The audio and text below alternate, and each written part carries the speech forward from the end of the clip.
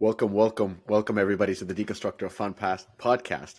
We got a returning guest star, Mr. Joe Schaeppi. Welcome back. Thanks, Mishka.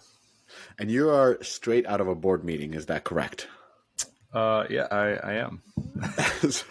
so for the introductions, for people who haven't listened to the podcast with you, Joe Schaeppi, CEO of Solsten. He's in New York at the moment. He just finished a very great board meeting. I assume so. And I would like to hear, what is a good board meeting, since that's something that you just did for a startup? Yeah. It's such a big question to unpack. And, it changes with the context of the board, where you're moving as a company.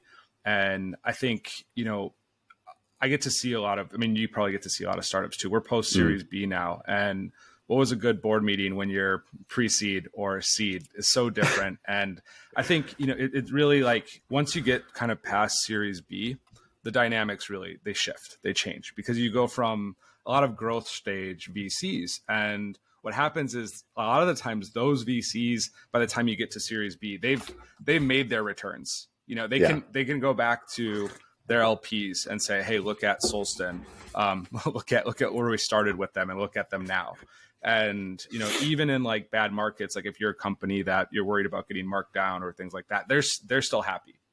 And so you move into the world of, well, most of the time when people are investing in you at different stages, they're thinking of, well, if I invest 5 million, this has to exit for at least X. If I invest 50 million, then so the expectations that you're managing are very important. And what I tend to do is I look at each investor that we have, and what are their goals? Why are they here? What do they care about? Who are their LPs? What does good look like for them? And during the pandemic, all of our board meetings were online. They were in Zoom calls. I personally think that you just cannot have a good board meeting in a Zoom call. I don't think it works. You need to be in person. And a lot of the time, so how we set this up is, we spent time having dinner the evening before. What that does is it creates a lot of casual conversation around what's actually going on with the business. What are your actual problems? And then when you get into more of the formalities of running what looks like a good board meeting, you're setting up your investors to actually be helpful. And I think there's multiple parts of this. Is, some game companies or some companies we work with don't have effective boards. They don't have investors who can contribute, or they could contribute at some point. And in that case, I think when you're early, like when you're still like Series A and before, I think you need to be focusing on the business, and you need to be helping give your investors the information that they need, so that they feel good and secure, so that they can effectively communicate to their LPs. I think that's number one. And investors should be doing everything they can to empower those companies to get shit done.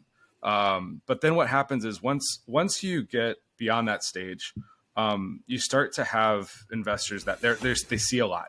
And so think of like, what is the information that they're uniquely poised to see? And what do they have? And so one of the questions that we asked our board, for example, like Redbird's on our board, Galaxy, or their board observers, but they see a lot. They see a lot of game companies. Alumni Ventures sees a lot. I think they've invested in over 1,000 game companies at this point. So, ask them, hey, what are you seeing in 2023? What does a really good board meeting look like to you? Because that's actually going to be different. Ask that question. It's going to be different for every single board member. And say, can you get an example of what you've been seeing has been working really well?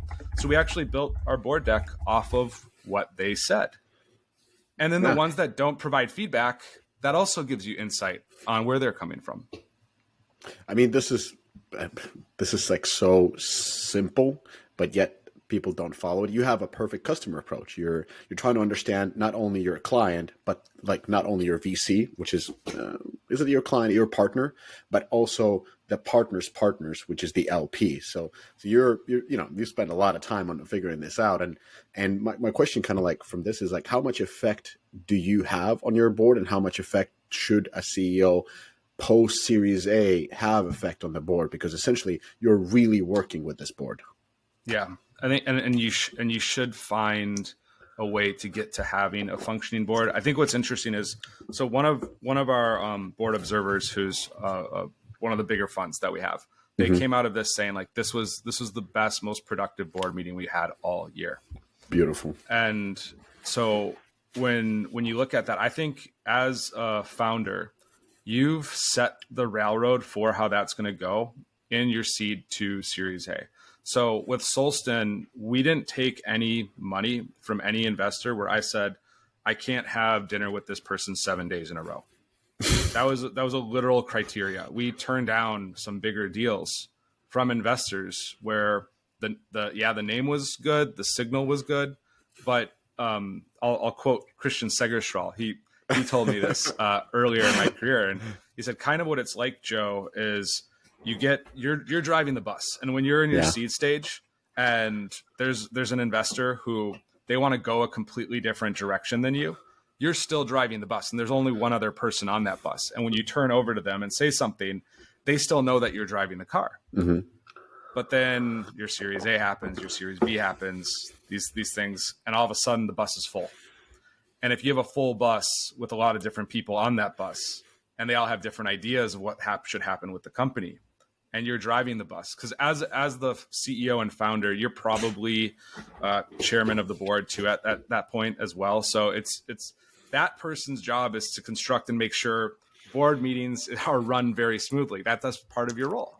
And so doing that, what you have to consider is, I don't think you can do that well online, because you can't spark the conversations you need to have. And then being in person and making sure that you've architected that board well for your vision. And that's what's important, because at different stages of the company, you might have to do different business things that drive the business forward, but that's not always what's going to get you to the vision, when the vision should be a multi-billion dollar thing. It should, if your vision isn't big enough to run things that are in double to triple digit billions, it's too small. And so that's your unique job as the CEO and the founder, is to bring the company and the investors on that journey towards something that is an unimaginable outcome for everyone. And doing that, you need to make sure you have people that want to go there with you. So if you're not interviewing them early on, I think that's number one, making sure that could you have lunch with them? Could you have dinner with them 7 days in a row? And if you can't, that person's going to be on your bus. And in 2 years from now, it's not going to go well. And so that's, I think, the pre-work that needs to be done, and really taking the long-term approach. That's one thing Solsten has done. And I can truly say that we do have that. After the board meeting, we get together for drinks, for dinner.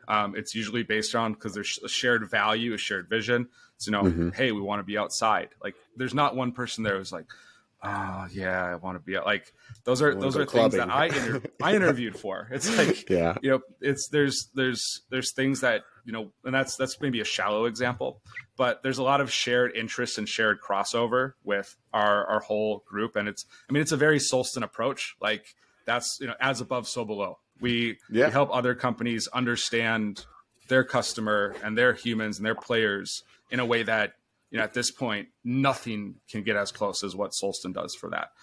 When we were a startup, you have the vision, and you're like, there's maybe, some other people who could do this way better, but you're getting there step by step by step. And so I think that's one. And then, the second one is, it goes back to, I had a talk with Mark Randolph, the co-founder of Netflix. And one of the things he said to me was, you're going to hit these different stages in the company, and there's going to be people that don't work. And there's going to be people those same people that don't work, they worked really well when you were earlier in the company. And it's the same with board. It's the same with tax advisors. It's the same with, and it's also recognizing and having very open discussions with your board. And, hey, what parts do you think are going well right now? Because now what happens is they're going to see themselves as a mirror, and everybody has insecurities and issues. And a lot of those are going to come up sometimes as you get to later stages, because some of those, really amazing people who helped you early on in your journey, they're like, whoa, like, who's on the board now? And some of these people are very impressive, especially as you get to the bigger money. And that's okay. It's okay that, you might not be able to show up the same way a certain board member, used to. And then I think it's also One of the things that we tend to do is we deeply align on the topics. What are the key areas of the business that we want to go on, and we create a workshop after each section. So Mm. it's important that you're empowering those individuals who are now on your bus and hopefully have that same shared vision to workshop around those topics. And you could be in a situation in the company where you're like, we don't have a functional board yet. We're not there. There's ways where you can drive that board to level up. So, for example, Solsten has a separate advisor group that's basically C-suites at some of the biggest companies that we all know, they really believe in our vision, they believe in the journey, and they're different functional roles, and you can bring some of these people in. That's an incredible way to kind of give the world of all investors and what they do, and seeing what's on the ground floor and how your customers interact with you.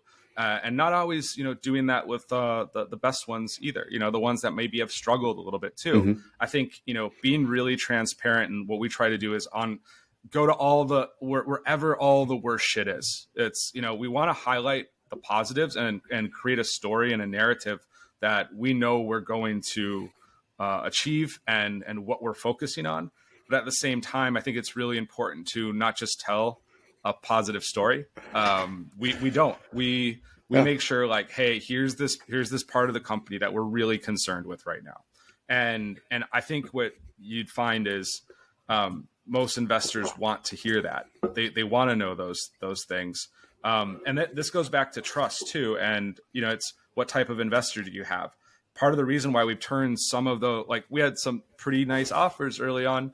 Part of the reason why we turned some of those down is there's certain investors that will bet on a category, and they'll literally just invest in every single company that's in your category. Well, now how transparent can you be on your board? Mm-hmm. Mm-hmm. So you have to really think about, your to the level that you want to achieve or innovate. Who are those people, and how transparent are you going to be? And what you don't want is this theater. You don't want to create the theater. The theater comes eventually as your company gets bigger and bigger and bigger. I think Series C, Series D, you still shouldn't be in the theater. And a lot of Series D and Series C founders, they end up finding themselves all of a sudden in the theater because they had a down round, or they had some different type of equity that ended up, and now all of a sudden interests are different. And that's where you, as a founder, now you're spending way more time thinking about your investors and your board than you are thinking about your company. What's really cool is what I've being able to, because I don't see you often, but I see you Yeah. on a intervals, and I talk to you on a long enough intervals, so I can see the evolution of you as a person, but also of course as Solsten as a company. And the you've always been a very deep thinker. That's your way. It's but what I'm seeing is like the level of professionalism is like going towards an intimidating level, and I love that. It's like it's such an evolution that you can see in a person. Of course, Bosch in the same way is like when we first met, from the point of you had a cool idea and a cool thing, and it was like everything was cool and you were fired up like any startup, like any Yeah. couple of dudes trying to make it, Yeah. to go into this being above and beyond even the companies in your own stage, where you're thinking 5 steps ahead, 12 steps ahead, where you're really I mean, come on, like understanding the LPs of different VCs and thinking about rounds D, E,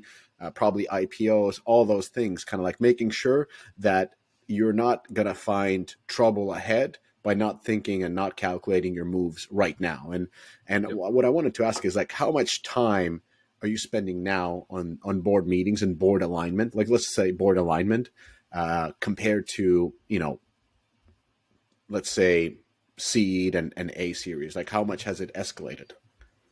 It's I think it's in the right, it's in the right level. So Mm-hmm. I'm fortunate enough to one of my advisors, this is maybe to get into that story. So around Series B, I went to him and I said, I think I need a coach at this point, because you're the founder you are that gets you to Series A. or if you don't raise your Series A, but the revenue that you're functionally able to, do what you would need to do at that point. It's such a different, professional version of yourself than the version beyond that. And I think I benefit in a couple different areas. One, when I went to this individual to say that, he goes, "I'm surprised you didn't ask me." And I'm like, "What do you mean?" And a lot of this came from, I just read this book, $1 Trillion Coach, and it's Eric Schmidt, founder of Google, and a lot of these, he's talking about Bill Campbell. And Bill Campbell, was Steve Jobs' coach. He was Eric's coach. He was on their boards. He was chairman of the boards at Apple, these kind of groups. And one of my advisors, he's like, Bill was on my board. Like, Bill's a really good friend. So, part of it is everyone thinks you can get everything from the internet, like false. A lot of what's on the internet is horrible. And you look at how ancient cultures, how information worked. Well, you had to go find the guru. You had to find the wise old person. And when you found that person, they orally disseminated knowledge to you. And they did that through storytelling. And they did that by understanding your story and understanding their story. And so this is like a person that I've been able to go to in these sort of scenarios. And they know Solsten from the very beginning all the way through now. And, in the very beginning, it's a very different situation. It's your board needs to basically enable you, but also know how to just get out of the way. Like a lot of the stuff founders need to do around and I know there's some investors that are probably going to listen to this and be like, "Oh, this guy," because they probably talk to me, but many will. But, and so these are his words. He goes, if you look at angel to seed investors, he literally there's some of the worst because they're the least professional, and they'll sit there with founders and go, "Dance for me." Just they want you to do. And what's interesting about the seed stage, like if I look back to Solsten, the dances each one wanted us to do was so completely different. And so it's like you want what you need to make yourself feel secure to make this investment based on what's there. And I asked Tuomas, who from Inventure, who they led our seed round, they led our Series A, really believed in us. And I asked, why'd you invest in Bastion and I? I had to think back to it, and he was like, I just believed in the two of you. He said there's a lot of all the financial stuff was there, and I said, well, what do you think makes a really good seed and Series A investor? And he's like, well, it's so much about the founders early on. It's so much about that. And, so going there, but yeah, sorry, Mishka, you're going to. Well, see, a lot of investors say that. Actually, I want to quote one partner at a fund, not a small one, who I talked to this week. And we actually, I don't know, I somehow mentioned you, like maybe I was saying like we have a podcast or whatever, maybe we're talking. And he said this because you were talking about a lot of investor past. He's like, oh yeah, we shouldn't have passed on them. It's because I was like, yep, yeah. Right now, like we just got featured by PitchBook. At a global level. Yes, I saw that. And we just got featured as top. Not that these things mean a lot, but and you're like, okay, Fast Company, top 25, best places to work something. For innovators. And you look back then, and another quote from a friend. His name's Naveen Jain.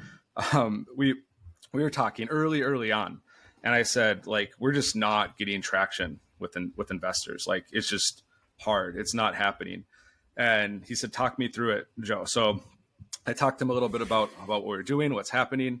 And he's so funny. He turns to me and he goes, well, that's because you have a $1 billion company. And I know because I've made a $1 billion company before. And, the guy's a billionaire and did his thing, in the 90s in the .com bubble. And now he has Viome. That's his, his thing now.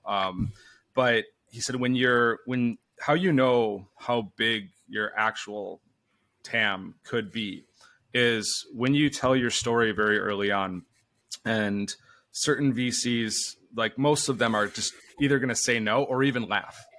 And when you have a very small part of the market who's very intimate with that market, and they are like super like, this is awesome. This is something.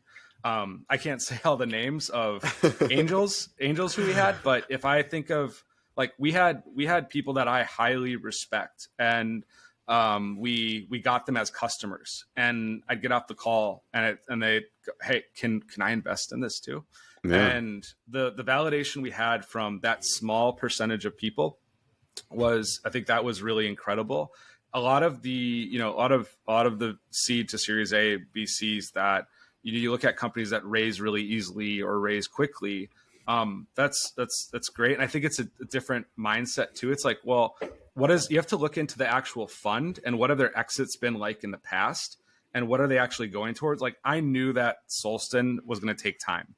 So I knew that we needed to get investors that are willing to have a really long-term approach to things. Mm. So when the 7-year mark, there's this saying, like, when 7 years comes around, for that investor, their LPs start knocking on the door and saying, hey, depending on who those LPs are, but how much as above, so below, how much autonomy does that LP have within their LP base, and how much do they believe in that vision and the long term? And that's, you guys want to be on the same bus.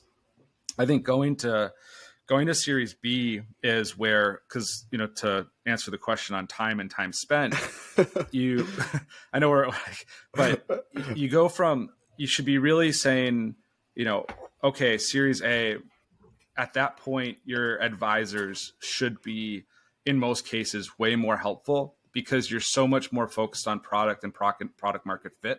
And unless the people on your board were former founders who have built products, I'm sorry, it's like going to a dentist to get advice from, on a tax, I don't know, completely different type of surgery. It's just not.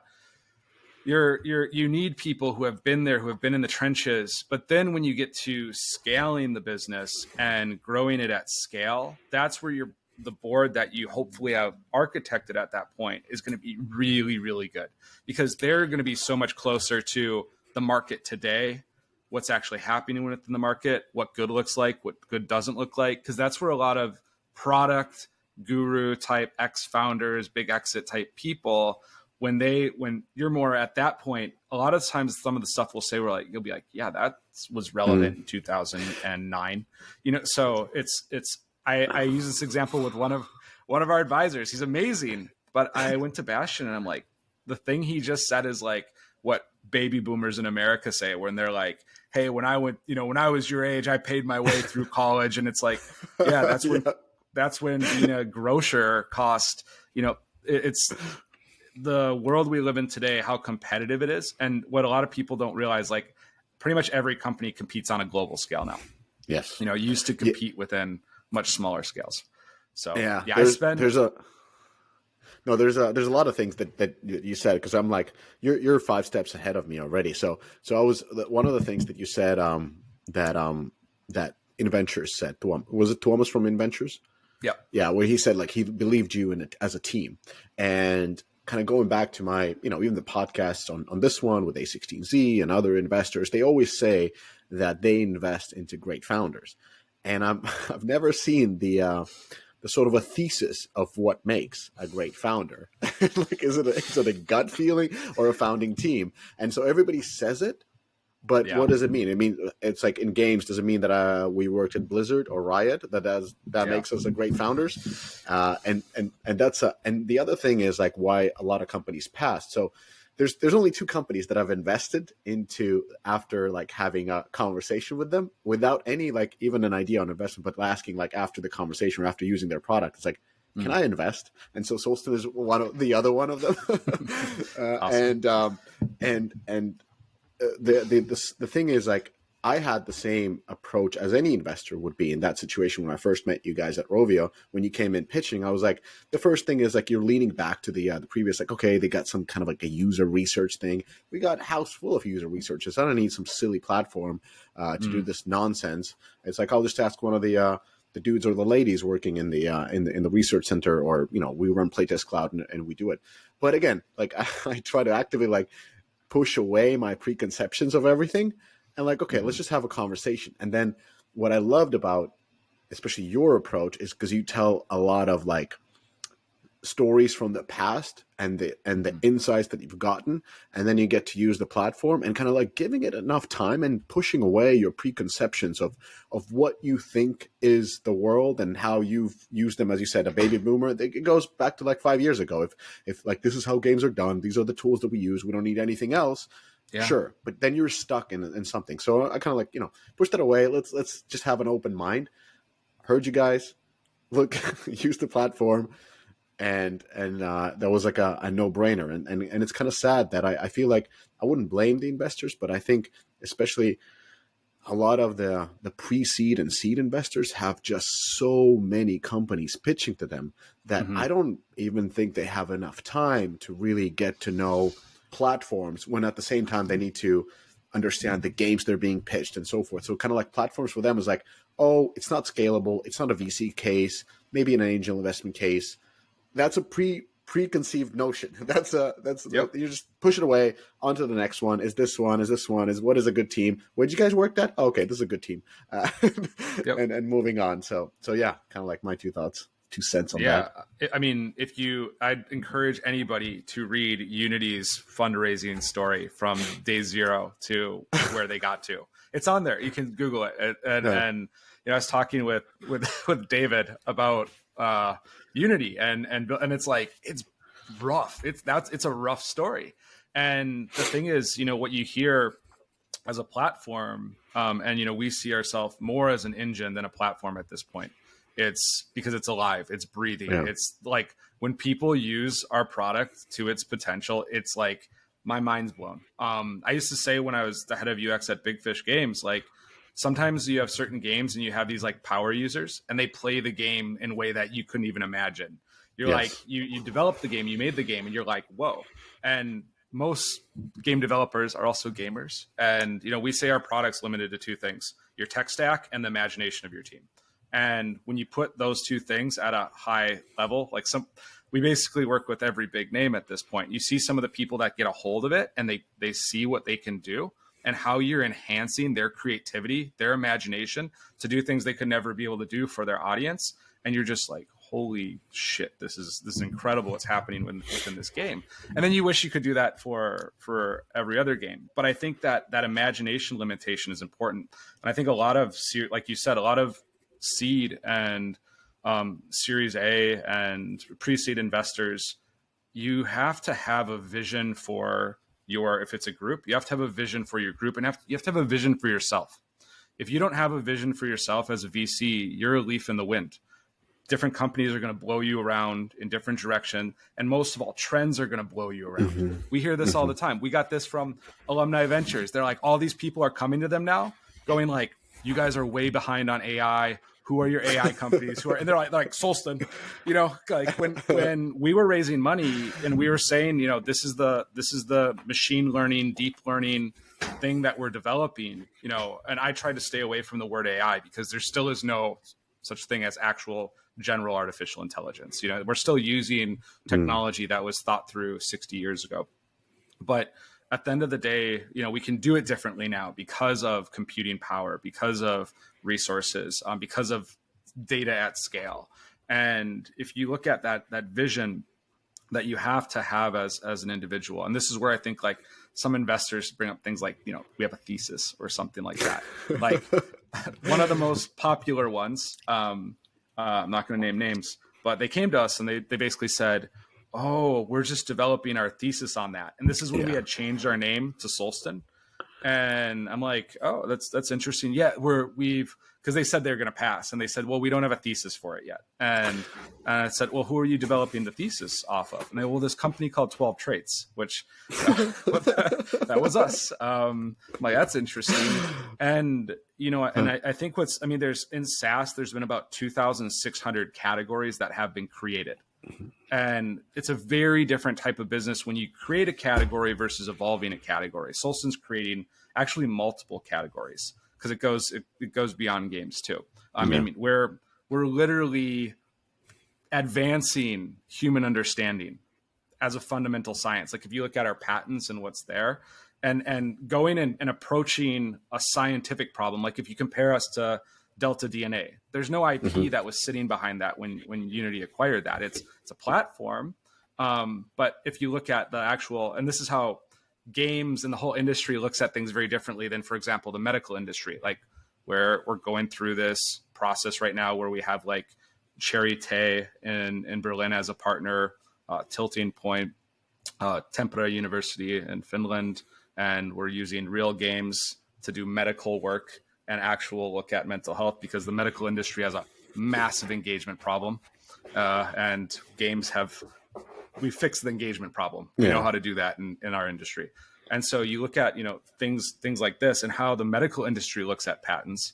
They're like, oh my gosh, like, because it's worth very different things. And as the gaming industry matures, as content becomes more and more important, as we move towards an industry that's more and more competitive, we've had the luxury of, hey, you know what games are popular? Merge games. You know what's cool? Dragons. Let's make merge dragons. Like we had that, like a lot of where like people are getting bitter now is because when you took the whole ATT thing plus the openness of the market in like the 2010s to 2018s, like it was just, there was a lot of stuff that was ripe for the picking. And it was like being a good surfer. A lot of people, we were in the right place at the right time and we were all there and things were good. And now the rest of the world is like, ooh, like there's a lot here. And I think games are going to be, they're just going to become, play is going to become more and more ubiquitous. That's just, it's, we talk like right now, the companies we talk to, we're in talks with like, I don't know, maybe 20 to 30 Fortune 500s that are like, how do we integrate Solsten into our reality, into our experiences? It's just, and there's you mentioned this, for the game companies who are willing to burn down some of their old ways of thinking about reality, there are financial opportunities right now for game companies that you can't even imagine. They're so big because if you look at, we're in talks with United Health right now. United Health from a revenue perspective, that's top 10 companies in the world. Not not in a market, like literally their yearly revenue is larger than the entire revenue we produce as an entire industry, as an entire gaming industry. So if you look at the scale that's there, and if you look at companies like this that are going, how do we deepen our experiences? How do we relate to patients better? How do we understand people better? It's pretty cool. I think that you're absolutely like, this is something like, I've been 2 weeks now where I don't have to go to work every have to, where I don't go to work every day. I can actually think about things and have conversations with people, not only in games industry, but in the tech in general. Yeah. The intersection between apps and games is becoming, a real thing. Like, of course, we see the signals of it where people who were leading Zynga and Glue have went to Match Group and they're hiring now PMs and doing this. But even talking to I was talking to DoorDash, for example, and I'm like, how detailed I can let's just put it this way. They are doing a lot of gamification things, and they were as excited as we were as product managers in 2012 about integrating small things and how those drive different conversion, how they can change human behavior, and just optimizing their apps in a very gamification manner. But when I say 2012, I mean like the ideas that they have and the approach that they have is 2012 approach. They're not approaching it from the perspective where we are right now, where we're going deeper than demographics, where we're truly trying to understand, players' traits and when we're truly pushing for a social experience and creation of a community, rather than let's add a little gimmick to increase conversion by 2%, which at scale means like tens of millions. And then I can go in and high five rest of my PMs that I'm such a smart dude because I came up with this little trick. So it's a really fascinating, and it's very interesting to see this intersection becoming more visible. And the other thing that is driving it is, of course, the economy, not only the ATT, but the economy, where we can see that there's a significant drop in in-app purchases when it comes to games. But the drop in subscription is not as significant when we talk about the Netflixes and the Tinders and whatnot services that people feel are much more mandatory, because we felt before that the games are the ones that are not going to be touched by recession and they're recession proof. Maybe, but it seems like the entertainment services that didn't exist in 2008 and 2009, those are really the recession-proof one, where the last thing is going to go is your Netflix subscription. So Yep. it's fascinating, and that's why I'm like a firm believer. And that's, I told the investor as well. Like I'm like, they're moving out.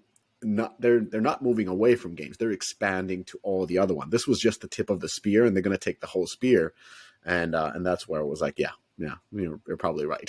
so yeah. Yeah, I think like the just where this industry's at, and you look at the crossover of a lot of people in gaming, and this is back to opening minds. And if you look at the data, the more, so if a person has a master's degree, if a person has a PhD, you kind of go through that, they're more likely to be biased. Like that's Mm-hmm. what the data clearly shows. So actually, the more we learn and the more we're reinforced at something. So a perfect example is the way we did UA in the 2010s. People were like, I've seen people in the last 2 years get put into VP of marketing roles who think that they're going to still do things that way. And all of them are no longer the VPs of marketing at the game companies that we worked with. And they came in really stubborn. This is how things go. And I call it kind of like the B.F. Skinner effect. So B.F. Mm-hmm. Skinner is a famous behavioral psychologist. He invented behavioral psychology, essentially. And if you look at the world of Freud and psychoanalytics, that was a huge scientific breakthrough. And he probably had to fight tooth and nail to get there to Mm-hmm. hey, we're in the world of behavioral psychology now. Well, in the 1960s, cognitive psychology really started taking off. And if you fast forward to today, we don't have behavioral psychologists. We have cognitive behavioral psychologists. And we got so good as an industry at working with behavioral data. Behavioral data. This is really important. It's people's behaviors. People's behaviors, your behaviors are not your psychology. They're not your brain. They're not your personality. Those things compel behavior. They're farther upstream. And that's why when we see results, when we see efficacy in clinical studies, no one's doing behavioral psychology anymore. We're all doing cognitive behavioral psychology. But B.F. Skinner, till the day he died, no matter how many studies, how many clinical outcomes, was still like, this cognitive stuff is just bullshit. It's only behavior. And, we still use like, behavioral therapy. The one area where it's still really used is with phobias. It actually works well with that. Like you don't need to go to the cognitive stuff if you don't want to, but humans are pretty complex, and our interaction of our brain and behavior, they come back and forth. If you look at your brain, for every about one connection going from your brain to your body, there's about 7 going from your body to your brain. So feedback loop wise, your body's talking to your brain sometimes a lot more than your brain is talking to your body. But when your brain sends information to your body, that's high powered information. That's like, so these things are in communication, and our behavior and our cognition go back and forth. But that individual fought so hard for behavior that later on in his life, he literally almost discredited himself and people were like, this guy is nuts, but he wasn't. Yeah. He paved a lot of paths, and technology moves so fast, and the gaming industry moves so fast that there are people who are like, they just crushed it with UA in 2017. Like Yeah. they were the masters of UA and just hitting dopamine every day and spending lots of cash. And, there was that era, and the brain was so positively reinforced that, one of the bets that Solsten made that was off. It wasn't completely off, but it was off. We developed this product called Frequency. It's an amazing product. But we said, hey, it's all going to switch over to creative now. Our AI tags all the creatives. It actually predicts based on the psychology of your audience, what creatives resonate. Every time we used it with a customer, we have multiple customers that have evergreen creatives that are like, yep, it's still our best creative that came out of that. But what was not there was any sort of mass adoption, because people were still trying to figure out, and like, it's like that scene in Zoolander, like we're like, it's in the computer, and they're like hitting the computer. They're still trying to like, when is this ATT thing, when is Apple's gonna release their platform eventually, and we can do it again. And we got so comfortable with that. And the reality is, if you look at the last 100 years of advertising, like understanding your customer and creating really cool ads off of them has always worked. Like the ROI of creative is like 50% of the ROI. But I think what happens is, like, as an industry, we go, this is how we made games. We looked at the competitors' game, and hey, they're in the top 10, let's copy features there. Well, there's a lot of reasons they're in the top 10. It's like there's there's a glass ceiling that's there, that it's self-reinforcing. It does not mean it's the best game. 100 million new people every year are playing games now. Like, that's a lot of people, new people, net new. And so you go, okay, when these people go into the App Store and those top 10 games are there, they don't know. There's 800,000 games, but they're going to download one of those probably. So there is a self-fulfilling prophecy that's happening. So discoverability is a huge problem. And so people are turning to IP. We work with games that use IP, for example, where we had a customer who said, hey, we know all about those players, because it was an IP game that was a competitor of their bigger game. We know all about those players, and we had both game companies as customers. Yeah, this, and this. And I'm like, no, that's not their audience at all. But I bet I know what you did. So talking about consumer insights and the bubbles that people live in, what they did is send out surveys to their player base and ask them, hey, do you play this competitor game? It was the IP game. Do you play that game? And they asked them a bunch of questions. And I said, well, what if I told you that 95% of this multi-million person audience now never played a game in their life before they played this IP-based game? And the only reason they installed it was because of the IP. That's it. And, this, like, wait, what? You were literally surveying less than 5% of the population. And so when we look at, like, what are ways that we're thinking about evolving and moving into the companies that thought that way first, like early on in the pandemic and early when tracking went away, they're the ones that are ahead right now. And whether they understood that they needed to work with IP or develop themselves compelling art styles and themes and IPs that were interesting, because it's either they both work, but it has to be compelling enough to, bring a person in. And so just little ways of how do we think differently, whether it's for VCs, game developers, et cetera. How do we open our mind to what is possible? And it's a skill, it's a muscle. I think that's what's important. It's not something you can just go, I'm open-minded. No, bullshit. You have to actually practice it. You have to practice in what possible worlds. And, here's a list of themes of realms of possibility. And these are all the ones that I don't believe in. One of the best exercises you can do as an investor or even as a founder, I do this is what are the things that I think are just absolutely nuts, that absolutely are impossible. I'll give you an example with Solsten. Yeah. One of the core theses that we have is that play is the truest expression of self. Hey, there's this 50-year-old guy. He's a pink-haired orc female character in his game. That's interesting. Why did he choose to be that when no one was looking? There's a reason why Facebook doesn't really know much about who you are. They know what you do. They know some of your interests and things like that, but that's not who you are. All those things change. Who you are, your personality, your cognition, a lot of those things are much more baseline, much more a part of, I don't wake up tomorrow and I'm all of a sudden not an extrovert or not an introvert. There's a stability of personality over time. And there's a reason for that. Like if I met you on the street, Mishka, and all of a sudden I'm seeing a completely different person, I have no object constancy then. Like how would a world even work if we were that permeable and that changeable so when we go back and you look at, what are the things that really stick and that really are kind of constant, you can start to predict downstream things.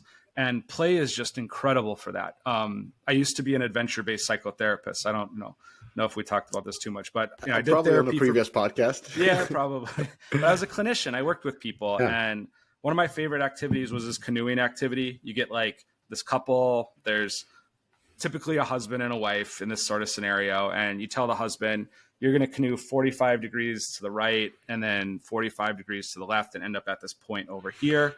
And then you tell the wife you're going to go 45 degrees to the left, so opposite direction, and then 45 degrees to the right, ending up at the same point. Neither have heard me tell them this. You get in a canoe. It's the tippiest canoe that you can find. Beautiful. And you get the couple in there, and then they start paddling. And they're not allowed to talk verbally. They can only non-verbally communicate. The tippier the canoe, tippier the relationship usually. And what you'd have with really bad relationships a lot of time, they both end up in the water. They're yelling, we were supposed to go that way. No, we were supposed to go that way. They're yelling different directions, and they forget that I'm there. They forget that their therapist is just chilling in the background, watching this unfold. And what I'm getting to see is reality. I'm getting to see what they're like at home. I would never have seen that if we were all sitting on a couch in a room doing classic cognitive behavioral therapy. I'm getting to see authentic behavior. I step in and I say, where were you both supposed to end up? And they both, right there, they yell, same spot, at that end there. And then they look at me, they look at each other, they're confused. And I'm like, do you ever think in your marriage, both of you have different ideas of how to get to the same spot? But if you could communicate better, it's just a straight line. Whoa. Okay. And what we just achieved in therapy would have taken days and days and days of cognitive behavioral therapy on a couch. I'm doing cognitive behavioral therapy in a play setting, in an adventure setting. Games, that's what we do. Games are play with rules. That's it. If you're a great game designer, you know how to put rules around play. Like, I love the example of tic-tac-toe. Like, tic-tac-toe, people are like, it's a stupid game. I'm like, is it? Get a good game designer on that game and you'll see things happen. So like Solsten would go, hey, you want to do tic-tac-toe for people in this city? What's one of the top things we know about them? Oh, they're soccer players. Okay. They're motivated by status. All right. Well, how do you change that game now? Okay. Well, what if you put the tic-tac-toe on a wall and you have to kick the soccer ball onto the dots to actually say your X's, your O's? You get an X soccer ball, you get an O soccer ball. And the people that win, it's a gym maybe or something. There's a big status board of status right there. Like, you're making money. And that's an interesting game because now it involves skill, air. It's not just, so it's like where I was going with play is, we see that play is such a cool, authentic predictor of personality, of who you are. And you combine that with classic psychological assessment. So you're looking at the person's baseline, what do we know, and construct validity. So we're comparing those two things. So we know we're measuring what we're intending to measure. It's part of the reason why game companies get the results they do. Our measures are just so much more accurate than anything anyone can do outside. And maybe to speak to that, like, Matt Streit, he was the director of research at Scopely. He used our product back in the day. Matt's here now. Lisa Welch, she was the head of strategy at Activision. She's at Solsten now. Like, a lot of the best in the business, like Lisa and Matt were sitting next to each other. And Lisa asked Matt, could you go back to understanding audiences the way we used to at Activision, at Scopely? And Matt looked at her and he goes, if I wanted to hate myself, and so back to like open-mindedness, what I do is, one of the areas that is incredibly interesting in terms of human psychology and human understanding are the eyes. And if you look at most biometric data, it's not very indicative of who we are. Like your cortisol levels or your heart rate variability, a lot of these things, they change based on environment. Like, I have this Whoop thing here. Yeah. I canned it 2 years ago. I stopped using it. And then I'm playing with a new bed setup. So I'm kind of looking at, hey, based on that, what's different? But if I look at in New York, what this says versus when I'm at home, New York's awful. so these things are not really good predictors of who you are. They change a lot. My level of extroversion in New York is still the same as when I'm at home. That doesn't change. But I looked, you look at what Meta's doing and, where VR's going and eye tracking. Like when your eye makes saccades, for example, that's a good example of stress. When people are stressed out, your eye will skip more than it normally does. It makes about 3 saccades, I think, in about a second. So our eyes are actually moving pretty quick. We can't see it as human beings, but that's stuff that's biomechanically happening in our bodies. Well, the eyes, in many ways, ancient wisdom, the eyes are the windows to the soul. Our occipital lobe is back here. It's about 30% of our brain. It's the biggest part of our brain. That, you go through sort of your optic nerve, you have your LGN, all this is connected. And if you look at what's happening in the eyes, my grandpa was an eye doctor till he was like 88 years old. He did his whole career. And he said, Joe, like, I can examine somebody's eyes and I can know so much about them just with one examination. He did this his whole life. And so what are things that, 2 years ago, me, who is the BF Skinner in me going, play is it. Play is where it's at.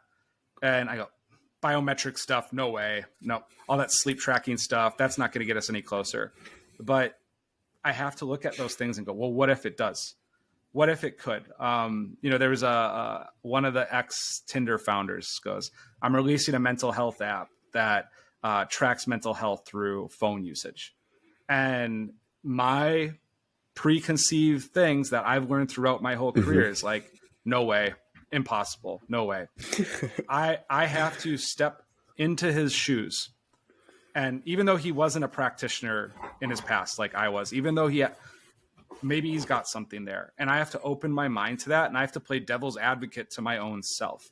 And I think that's what makes really good investors, really good founders, and actually really good operators, really good consumer insights managers, really good CEOs of studios, founders. When you're willing to, like you just said, Mishka, you have time to think. And I love this quote, it's like, if you don't have 10 minutes to think, you need 20. I literally carve out think time for myself. And I had an employee comment on this in the past. It was kind of funny, but my think time in the winter is when I do my Nordic skiing. I love Nordic skiing. We do our Vasaloppet, we do all our races and stuff. And they're like, well, you're just skiing. I'm like, that's when my mind opens up. That's when that's when I can think and blood flow to the frontal lobe. And, so I have to get, by the way, I say to that, like I have the same thing. So what I used to do is, like biking for me it's kind of like skiing. It's like a relatively low, how would I put it? Low technical, like it's just cardio. It's quite simple. Just you go ahead. It doesn't require you to think too much as you're skiing or you're biking. But the thinking that happens, because it's so easy and doesn't require, you're just focusing on your heart rate and everything. And sometimes listening to a podcast, but I've noticed that now more and more, I'm not listening to anything except my own mind. And just going through, and sometimes you're like, I'm going to go a little bit further. And so what I did is, like, when I didn't have enough time, I actually used to commute on a bike. And I noticed that in the summertime, I was just much more alert, like much more happier, because I had the time to think while I was going to work and think back as I was coming back from work. And that helped me to kind of like close or open up, the mind. And in the winter times, it's not like you live in Minnesota. It's the same thing as Helsinki, literally the same looking place. So I put in, I got a bike with spikes, and I just blasted it. And once I went, I loved it so much, this whole thinking, that I went once in a blizzard. Like my wife was like, "Are you crazy?" It took me just listening to Goggins in the background. I actually did. So before I went, and my wife, because I was just going through the Goggins second book, and my wife was like, "Are you insane? Like, it's a blizzard. You're not gonna go on your bike." I was like, "Yeah, she's right." And then my mind was like, "Oh, I'm being a bitch," and then she was right. That was stupid, but I did go in a blizzard on a bike. I think it's important. Like, I look at, and as a founder, I think you need to, and this is VCs too, because you need to have conviction in things for the long run. And I'm like, if you haven't done hard things in your life, like, good luck.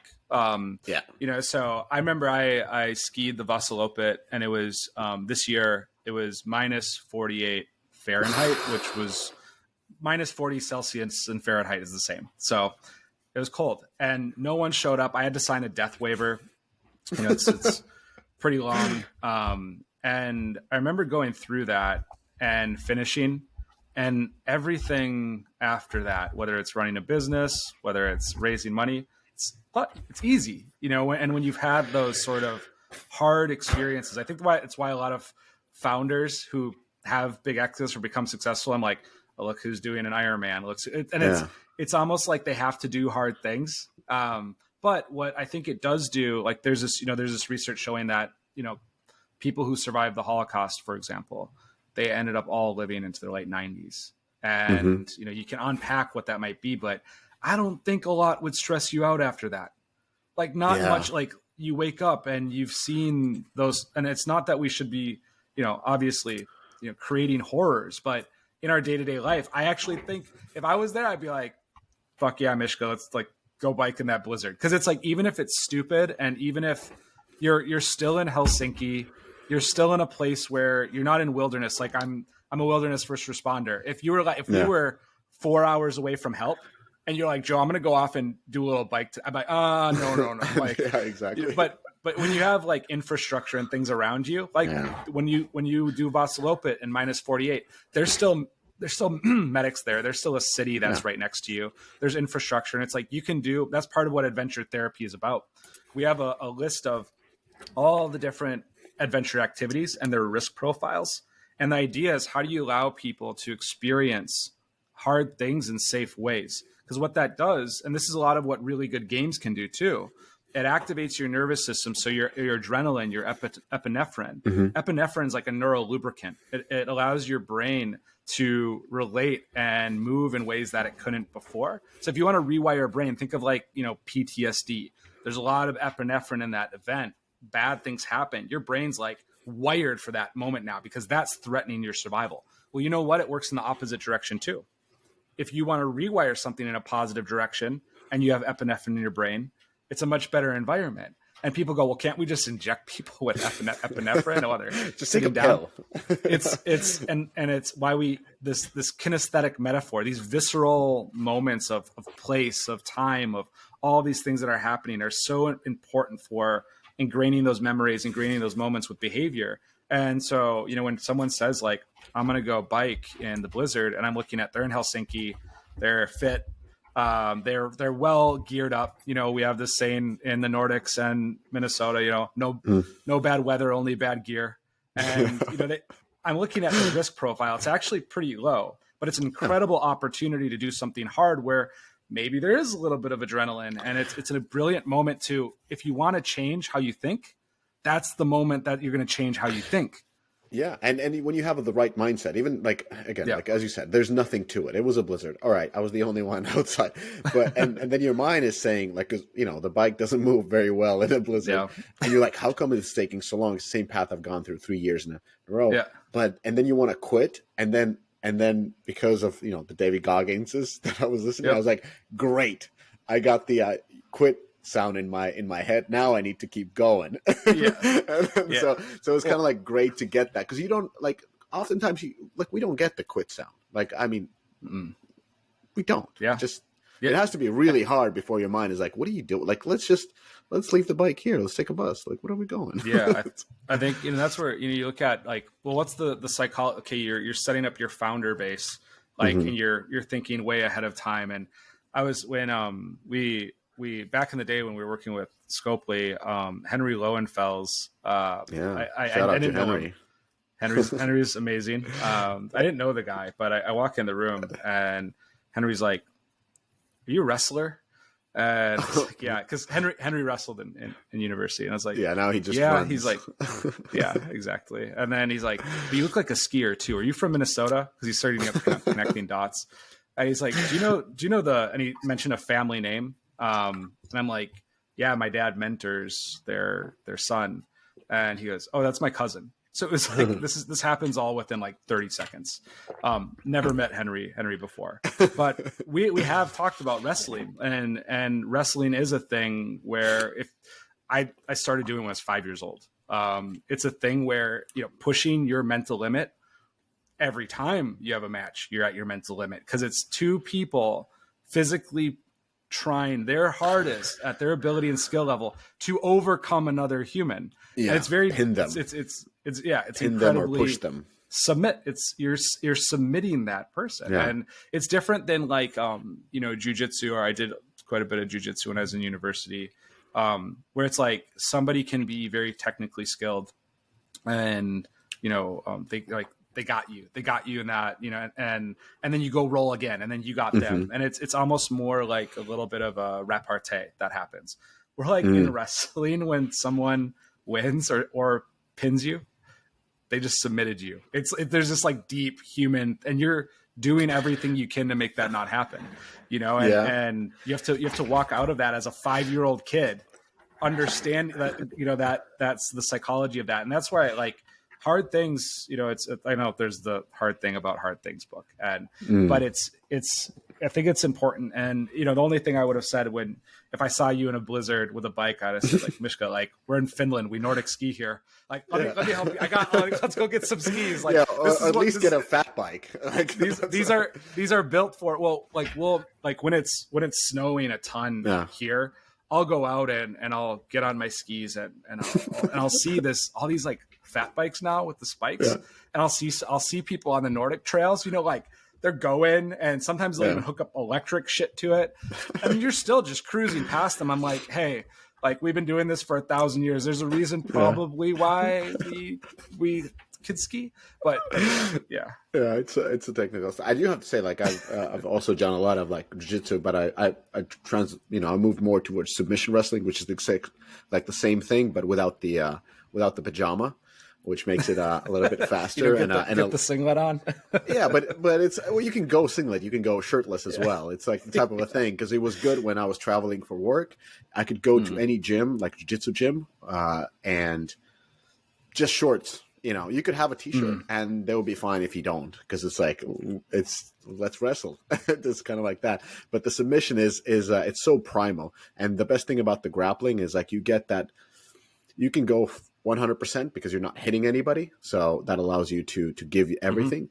And then when somebody submits you and let's say technically you're on the same level, it's quite, it's, you know, every time, like, people are so nice and they're so respectful towards each other after those. And like, those are, you know, it's like, it's so primal and so real, and there's nothing to it. It's just like same weight, same experience level, and you just go 100% at each other. So it's absolutely. Quite I think a camaraderie. There's research out there that shows that young children who engage in rough and tumble play more than ones that do not are less likely to be incarcerated as adults, less likely to be aggressive, less likely to have amygdala activation. And if you translate that to like first person shooter games, like we see a lot of the back end data, and people like, I'll get this is a popular ask, like, Joe, but aren't violent video games bad for people? No, it's actually the opposite. Like, you see people that, like, especially young men who play more violent video games actually tend to, if we look at like traits like altruism, for example, or we look at traits like empathy within our dashboard tools, like you can see some of those traits, especially in young men, getting developed. That muscle's getting developed. And what happens if you think of like the world, if you've never experienced rough and tumble play or aggression or things like that, if you look at an animal who's been startled or surprised, fear is the scariest thing. The scariest person is an afraid person who doesn't really know what violence is, and it's not saying to be violent, but it's like games actually act as a fake simulator in many ways for those sort of things to come out. You look at Mike Tyson today, the guy's the calmest person in the room. Yeah, like, also a lot of weed.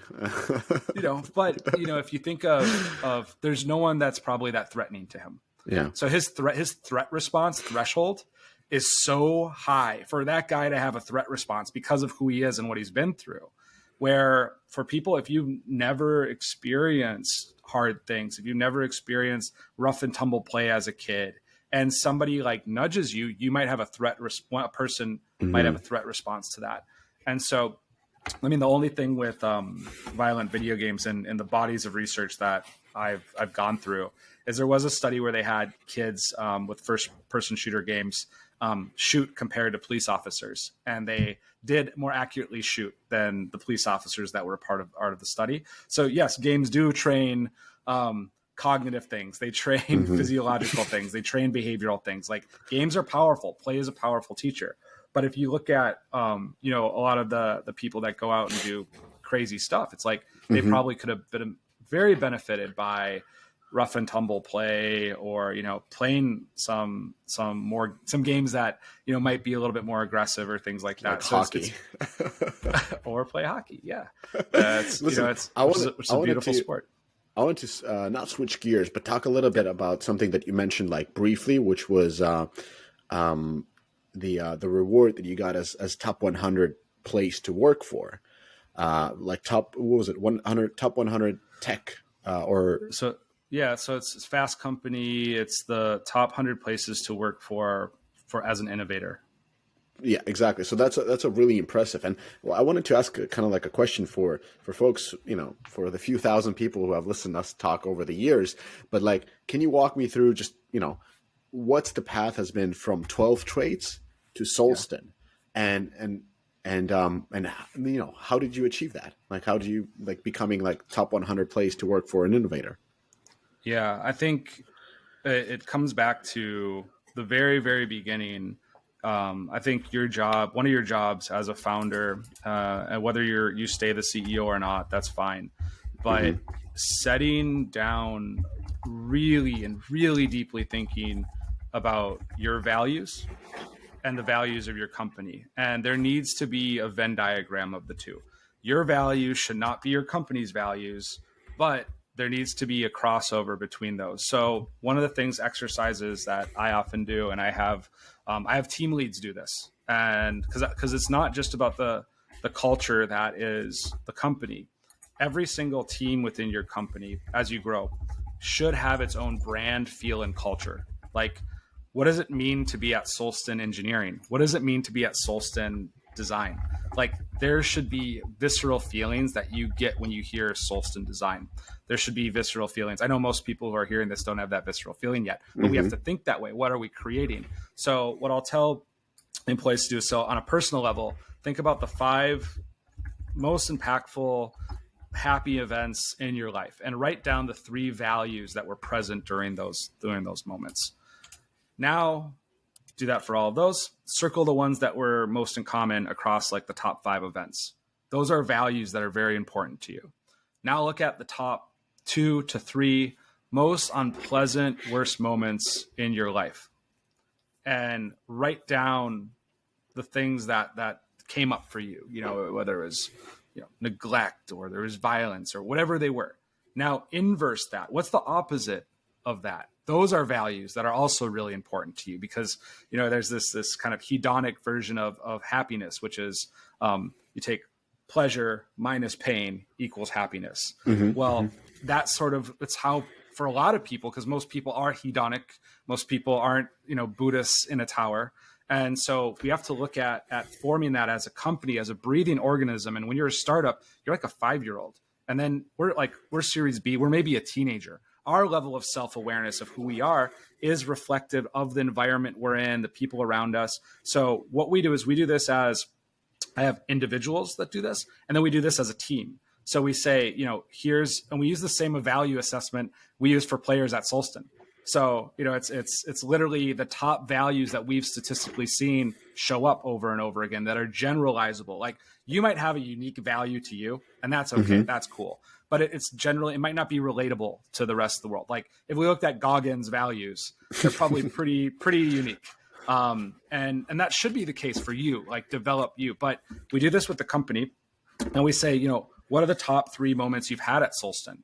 What are the top 3 worst moments you've had at Solsten? And let's get those values out there. So I want to know that as a company, what our values are and where we're at. And I want to know that as individuals in terms of the leads, the different team leads, because I want to say, what are the values that are needed to be really, really good at Solsten Engineering or really, really good at Solsten Design? And those two, they should have some unique values. If I'm really seeing the managers really think through this stuff, and then we're coming together as a company and saying what that is. Well, we've done that over the last 5 years, and it has changed. The environment changes, the people change, where you're located can change and grow and shift, and it needs to be a conversation between you as a founder and your vision, because you're going to understand values that are going to allow you to get to your vision that the team is not supposed to know. And what I mean by that is they don't know because they're not you. If they were you, they would be your competitor. They would be out pursuing the same exact vision in your position. And sometimes that does happen. And the different values can get to different outcomes for the vision. Like, I'm sure Lyft and Uber have very different values, but they both achieve different outcomes within that same vision space. So we do that. And I make that a part of, and it happens like once a year that we do this. And we reevaluate it and we refine it. And what's cool about it too is if you do it early, the values that are most important, like you'll see themes. You're like, wow, this one's been there 5 years in a row. then you start to understand what core values are to achieve the vision you need to achieve. Well, what does this help with? This helps with hiring. This helps with firing. Like, these are things you're like, you got to talk about as founders. Like right now, if you look at most companies, about 20 to 30% of the staff are getting cut. If we look at a lot of companies out there, it's the past Twitter, it's 80%. Yeah. So, and this is startups included. And there's a lot of investors going out there with companies that are not doing this and saying, why are you different? Why is, cause you got to have a really good growth reason, to be different. So that values part is so important, because what that does is, we've had some scenarios, for example, where you're going to mishire. You're going to fundamentally mishire. Like, I talked to the woman who ran a lot of the HR efforts for when Microsoft scaled from 1 to 40,000 people. And what she told me was their best hiring managers, so like the top 25% of hiring managers, about 60% of their hires ended up not being successful at Microsoft. So look at the stats. Hiring is hard. And so how do you mitigate that? Well, one of the things you can do is really focus on values. And you know what? You're going to mishire sometimes and realize you were missing a value, because there's an incredible amount of people out there who can, one of my human factors professors at the University of Wisconsin, amazing person, but he'd been in human factors all the way back through World War II. Like, he did submarines and looked at like different military equipment and all this stuff. But he said, one of the things you realize spending your whole career in human factors is that the dumbest people on earth will mess things up in the most brilliant ways that the smartest people you've ever met in your life will never even think about. There's a quote from a engineer who does trash cans at Yosemite. And he said, if you actually do a Venn diagram of the dumbest people that visit the park versus the smartest bears, there's a crossover in difficulty of opening up trash can that's actually very difficult to solve. So you're never going to count for anything. Be easy on yourself. That's one of the things that we do, is focus on our values and seeing them as a living, breathing organism. So there's that side of it. Can I ask you about the values part? So that's interesting. So, are you hiring against? So, okay, let me just take a step back. The way we reformed this hiring issue, which is the most dangerous thing for a startup, and for scale ups as well, is the mishires. Not only is it that you're spending a lot of direct resources on hiring somebody, or you might be paying recruiter, you're paying the person who's joining, but also there's a lot of indirect with the whole team going through the interviews process. Then that person join, you're going to spend time on onboarding. There's direct costs with the ITs, but there's indirect cost as you're integrating this person. If that doesn't work, then you have to go all the way back and advertise the position again and get again the recruiters involved, and again doing everything. And if there has been a really bad, like a misfit or the separation, sometimes the separation is very nice, where both parties say like, actually, this wasn't the type of a job that I wanted.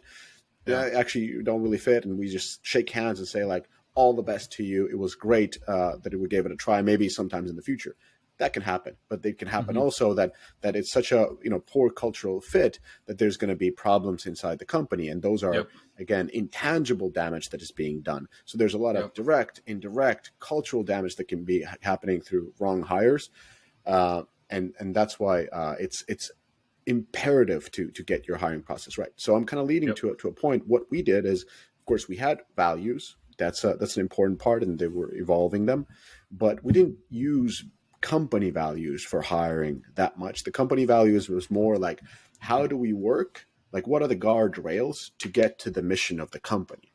But what we used in hiring, and what I especially like really started going into, is virtues. So kind of looking that you're getting a certain type of people that share the same type of virtues. And I wrote down kind of like clearly explain different virtues that we're going against. And my interviews, which was always the last one as the CEO interview, was purely focused on the virtues, and it was kind of fun because people didn't expect that I would be asking them type of a question. And I had a list that I've just opened up here. Is like I would talk to them like very simple things. I would be asking them about like, hey, like talk to me about the biggest accomplishments in your career. And I'm not looking for them to tell me about something magical that they accomplished. That's nice. And I have like notes for myself. What am I looking for? How many times the person says we versus I? And because I'm looking for a virtue that is called humility. We don't want people that are too arrogant where they don't want to listen to others, but we also don't want people who are very meek where they're afraid to bring on their opinion.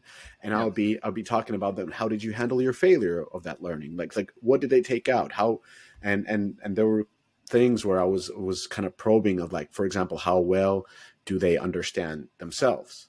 Kind of like, what are the greatest weaknesses?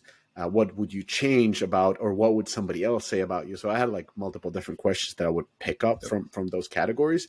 And then, like we focused on virtues. So my question for you is like, is virtues and values, are those two different things, or are you hiring against company values? Like, how do you approach that?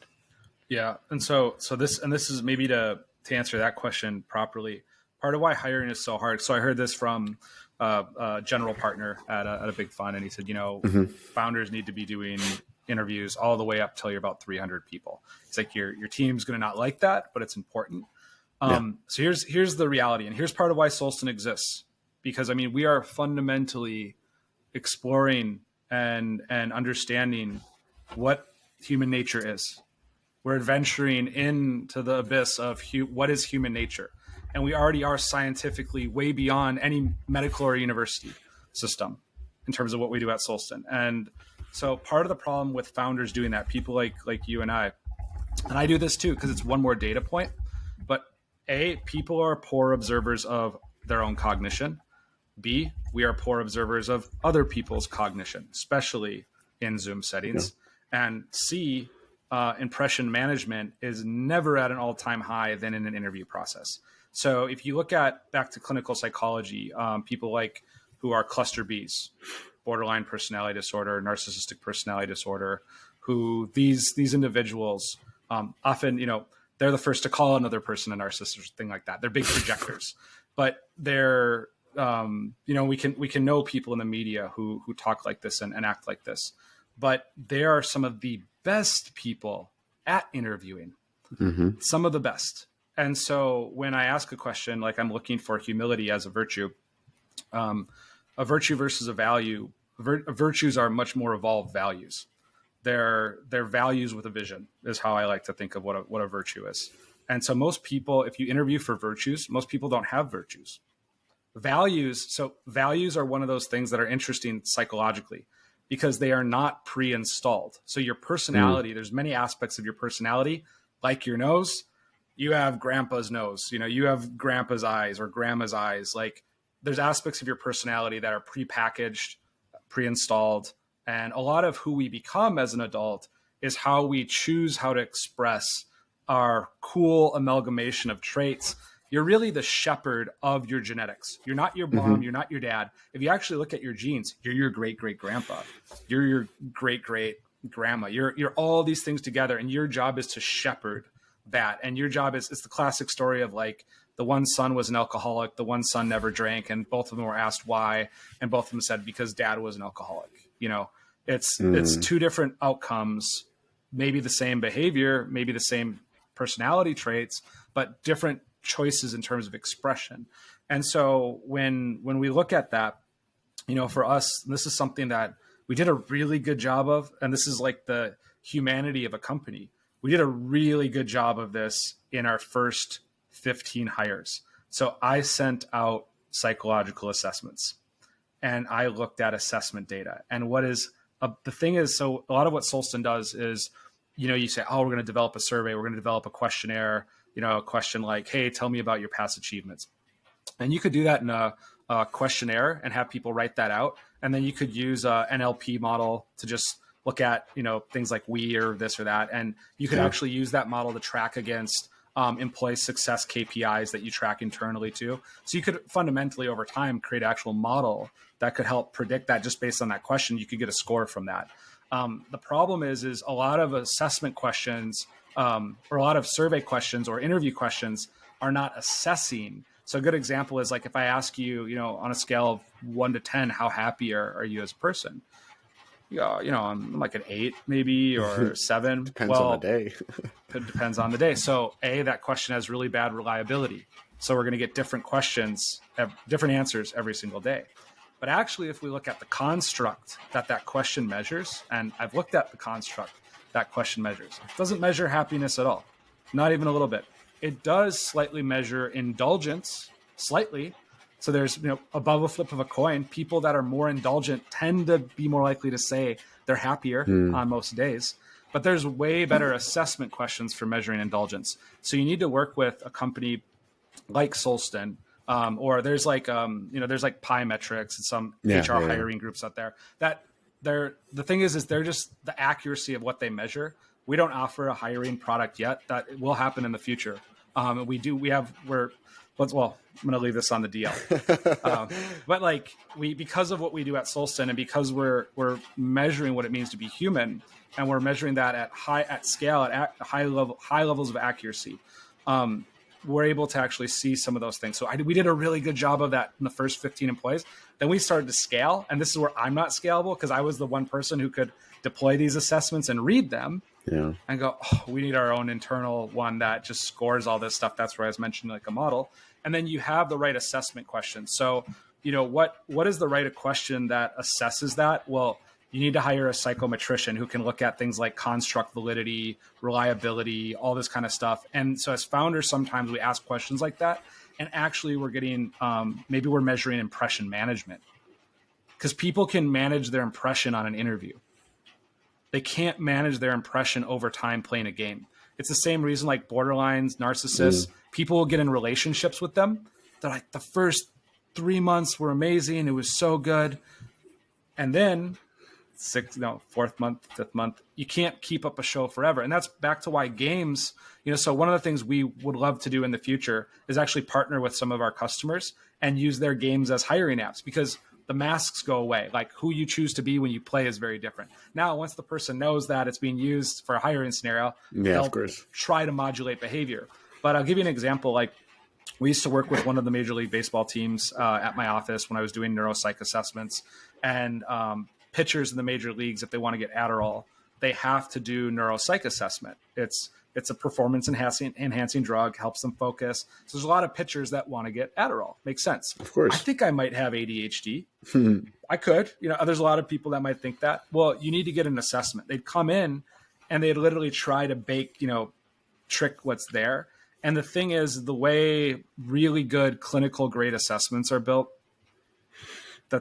there's no human being who can get through that in a biased way. And a lot of the questions that are asked, a lot of the items that actually measure certain things, they have no idea. And so you got into that a little bit. Like you're not just asking the person, like, would you consider yourself to have humility or not? No. Like you're a layer below that, which is a much better question to look for we versus I. Like, and we have instincts around those things. But at the same time, if they're smart and they're especially conniving, they also know what's behind that, and then they can modulate behavior. And then that goes back to the Microsoft data on the best hiring managers who asked the best types of questions still ended up making 60% of hires that are like, what the heck? So one, I would say, what we're getting back to, Red Bull does a really good job of it as a company. If you apply at Red Bull, you're getting an assessment and you get to see your Red Bull profile. You get to see what's there. Like, Amazon does a really good job of a company with their leadership principles. Like if you're off on one of those, and that's where, because values you have to form, you have to forge.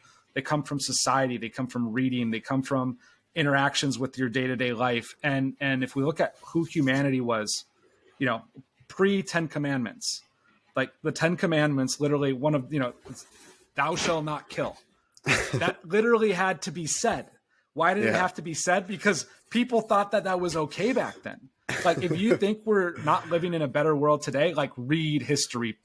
But it's like So now we live in a better world. We need new values for the world we live in today. And virtues are awesome, but we hear about virtue signaling and things like that. And Yeah. and I think with virtues, because virtues need a vision, you need a vision for the virtue.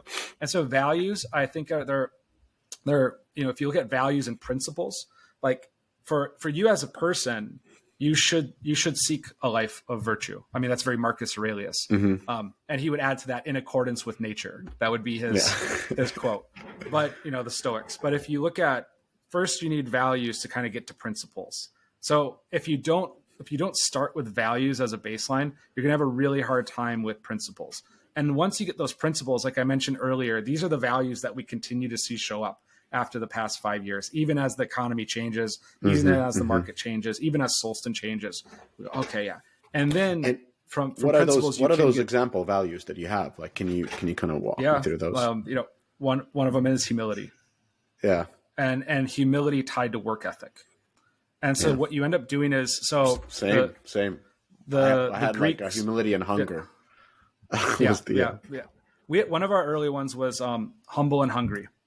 Yeah. So, but we changed that one as we started to scale.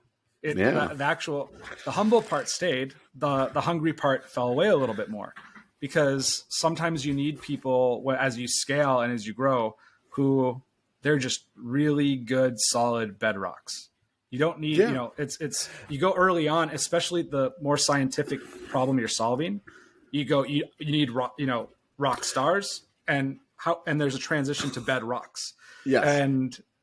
And I agree, and the reason for startups for going for hungry, and hungry mean like a person has a work ethic. And a lot of my questions were really about the past of the person. I'm looking for were you doing some sports and you really tried to do, you're trying to become better at something you're not, incentivized, for example, financially, whether that's sports, whether that's arts, whether that's programming. Like we had people who were just, talk to me how you got into this, and I'm like, well, I'm self-taught artist, and I know that they passed already the test, and to me that shows that they're hungry, they're willing to push and learn a new craft that arguably is totally as good as anybody's, because they passed the test phase, and so that's important. But you said the right thing, is like in the beginning, hunger is important, because you're looking for anybody who joins the startup phase or that early phase, like 30 people less, maybe even 50 people less, to wear multiple hats, to have a strong work ethic. And as you scale, you need people who are mentoring, who have been hungry before, their lives have changed. They're now more getting, their fulfillment for helping others. That's not, the most hungriest thing where you're becoming the best, but you need those as you scale. Exactly. And what I would say is, because what a lot of people want in these, when they listen to podcasts like this, well, what's a nugget that I can take and apply to my company? And every culture, we have about 25 different nationalities represented at Solsten. So you have a lot of different cultures, a lot of different means of communication. I had one of our ML people and one of our engineers. We're just the three of us talking about this. They got off the same call. They all said the exact same things. They all agreed on the same things. Then they went off and did different things. And it's language is so limited, especially when the language that you're speaking in business might be your second language, which is largely the case in this example. Yeah. But if you look at what are the values that, for example, Solsten values, and look at Solsten engineering, one of the values that has stayed true, because we actually measure the people that end up leaving or having to be let go, and the people that end up staying and thriving. We measure values of the individuals too, and we see which ones are present within different groups. Straightforwardness is consistently high on our engineering team as people that thrive here. So if I see someone with low levels of straightforwardness going through the hiring process, you're not going to be happy at Solsten. And having low levels of straightforwardness is not a bad thing. There's actually companies out there where that personality trait is probably very, very good for that person, and they're going to be much happier there. So we're also saving them from that. But as a startup, you're learning about yourself. So these things are not always obvious, but other parts of Solsten, straightforwardness is not as important as it is at Solsten engineering. So, and if you, in an interview process, if I'm interviewing the person and they listen to this podcast and they go, oh yeah, I'm going to be much more straightforward. There's an automaticness to somebody who has that as a trait that's very different. And if we're looking at assessment, I've assessed so many people in my career that I am a poor observer of human cognition. and all humans are poor observers as human cognition. And because I know that about myself, I'm a better observer of human cognition than most people because I've done it as a career, but I also know my faults and flaws and limitations as a human being. And so my default is to go to, well, let's look at the adaptive assessment, that stuff that we have. Let's look at their straightforwardness there. And what I usually do, I interview for these things, and I look at those traits, and I see where was I versus where was the assessment. And if I'm far apart from the assessment, I might know then the questions I was asking was flawed. I might know then that person's really good at impression management. I was tricked.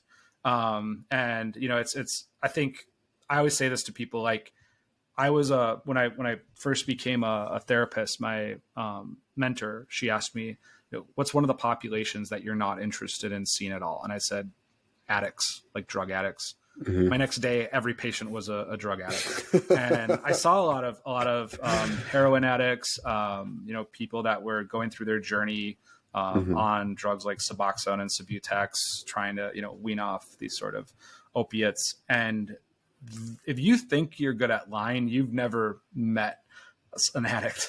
They are some of the best of the best of the best. So I do have that lie detector that after, cause I've seen like around, I think 2,000 patients, but it's like, after seeing that. And so I can see impression management, but I also have to know that I can be tricked too. And so I think people put too much confidence sometimes on their selves and their own questioning, and like ask yourself, hey, as a hiring manager, as a CEO, as a founder, if one person here can tell me every hire they made was great, well, you should be talking, not me. You should be here. So we need these kind of different views of measurement. So I think that's just such a foundational part of it. And then doing things within your company that reinforce those values. So like, for example, top performers at Solsten, like one of the values that we have is experiences. And that might sound like that's not a normal value to have, but we help companies create the next level of experiences. We help companies exceed their experiential expectations of their customers, go way beyond what you actually know and where you need to go. And as an innovator, that's part of your job actually, is understand where is the market going and meet them there. Not where is the market and create what's already been made for them, which a lot of game developers go, ooh, they have good features, they're working. No, you're creating what's already in the market. You need to meet them where they're going. That's your job. So at Solsten, we go, hey, here's the values of your audience. Here's the personality of your audience. What could we make for them that's going to meet those that no one else is doing? And that's how Solsten's helped create some of these like games that go out and like, hey, we launched in 2 weeks. We already have 20 million daily active users. It's like, yeah, they met the experiential expectations or exceeded them that no one else was meeting. That's why people went over there. And so we look at employees the same way and say, well, what are the values that are there, and what activities can we kind of bring together? So like top performers at Solsten, because one of the things that we wanted to architect the company around was a performance culture. And that's not good for every company, but it is good for Solsten. If you look at what we're trying to achieve scientific feats. That's not really done through, like a lot of game companies can work off of flat cultures. If they have the right country dynamics and the right cultural dynamics that are in the company, they can work off of that because it's such a creative process. Where when you have a really rigorous scientific process that you need to drive forward, hey, we're not, like Bash and I will say to the team, like, this is the NHL. This is the show. We're in the big leagues. And it's okay if you get, you have to go to some farm league or something like that. Well, if you come back a year from now and you re-interview and you're amazing, we'll take you back in a second.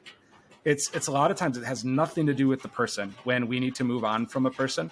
The majority of the time, it's like they weren't that best person. Like if you're sitting there going, hey, you're Henry Ford and you're like, we have to build a combustion engine. And he's like, you guys got 6 months. And every engineer is like, that's impossible. Like we have to face those sort of problems at Solsten.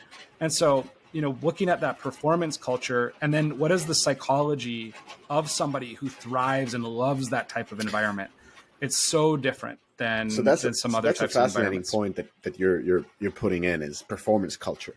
And it's almost So I had like people who are listening to this most likely listened to the previous podcast that launched before this was with Joseph Kim, and him kind of like being very much building a performance culture at Leela Games and getting tremendous amount of pushback for building building the type of a culture. No, Hired not the wrong inside their people. company, but Oh, okay. outside Oh, the okay. company. Oh, okay. So people are saying like you're doing it the wrong way because you're expecting people to have like work-life balance is really important. These soft values are really important. And he's not saying that they're not. He's just saying like that is 100% correct for your company, whatever corporation that is scaled up or another startup. But for my company, performance is above everything, and we're here to work hard, and we're here to achieve something that others haven't done before, and we expect that type of a thing. And the fascinating conversation there was that he was getting from outside and very aggressive pushback where people were calling him investors, names. From other people from other companies that were reading his decks or listening to his interviews and saying that he's running the company in the wrong way, and he would get emails from or messages from executives of HR from corporations. That's the same thing as some obese person sitting on the couch yelling at the footballer that, oh man, like I can't believe he missed that kick. Like it's like people who are, I mean, we have the saying in anthropology, like armchair anthropologists. It's like at the end of the day, like it's your company. Yeah. Like you, and that goes back to what we first talked about with investors. There's no forced labor.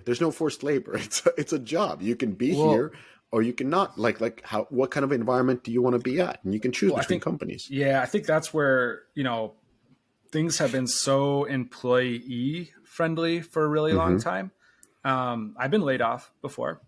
It's, shit happens. And, I think what happened was this world of Google and Facebook and not working, and that's people's first job. And that's all of a sudden their expectations. What happened was a lot of the environments people ended up early on in their careers, I think over the past 5 years or so, even just working from home.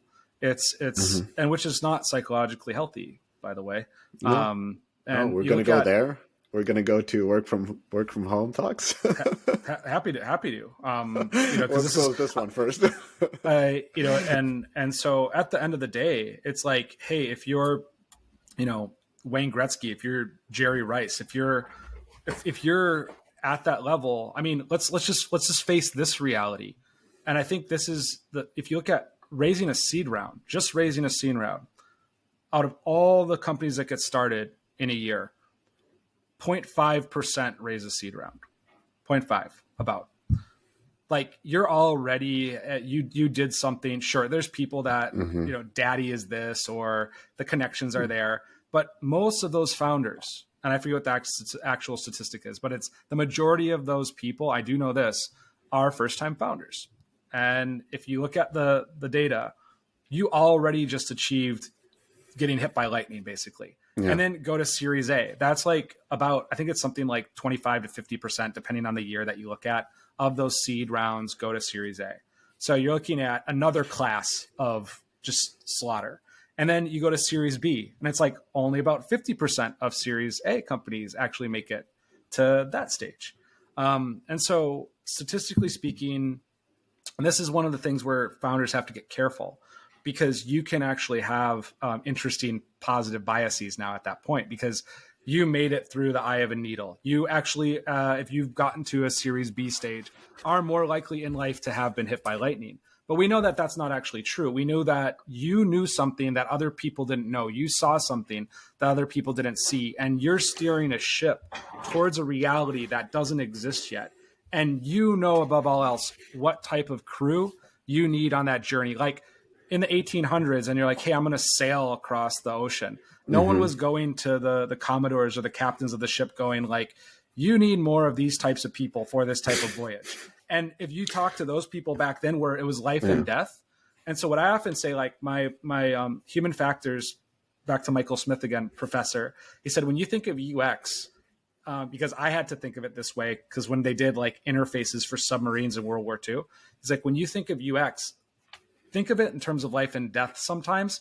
If the problem that you're solving has high impact on the product, and it's likely to be irreversible. Like if we draw a chart here and it's in that upper right-hand corner of high impact, irreversible, think of that as if the person clicks the wrong button, they'll die. I know it's an extreme way of thinking, but now, and I've asked this to, if some people on the UX team are watching this, they're going to be laughing, because it totally changes the way you think about UX though.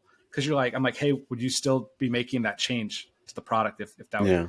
I need to do some research now. It's like, yeah. And so if you think of your team and your company, and you're making a lot of these like really hard decisions on like who to put there, is this decision reversible or not?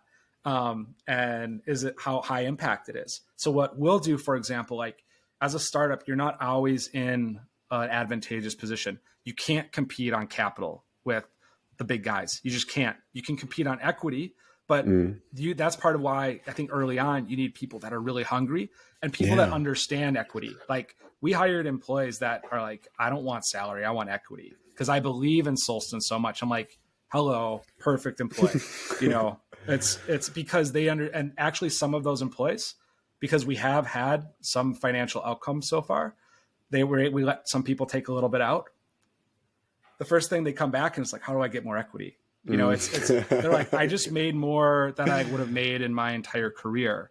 There's incredible outcomes that can happen from, those moments. And we're fortunate as a startup to be have enough success to have gotten to that point. Yeah, but having good investors that allow you to take secondaries which allow you to have the comfort to continue pushing the pedal. Yep. That's an important part. It's like I've had the Israeli investor, the Gigi Levi Weiss, like he said, like that was the key for the Israeli companies not to sell so early is by allowing them to take secondaries, and lo and behold, they have multiple multi-billion-dollar corporations just filled. It's just, of course, I'll definitely want to finish this statement, but there are investors that, especially seed and Series A, that don't like their founders taking secondaries or like bigger secondaries. And so that's where you have misaligned values. And you see more of the later stage, the strategics that are Series B and beyond, it's like, that's just common sense to them. Like we're actually approached and said, hey, we think you guys need to do this, So it was like, it was an open part of the conversation. But if we wouldn't have pick things based on values and things from the start, I don't think we'd have got there. But if you look at, I like the Joseph Kim example, because at the end of the day, like he knows where the ship needs to go. And so when we talk about, early stage VCs and going, it was the right founder. I'm looping back to that a little bit, but there was a study done on the psychology of founders and founders that actually went on to create multi-billion-dollar companies. And there's only one trait that they had in common. And it was basically a lack of care for what other people think.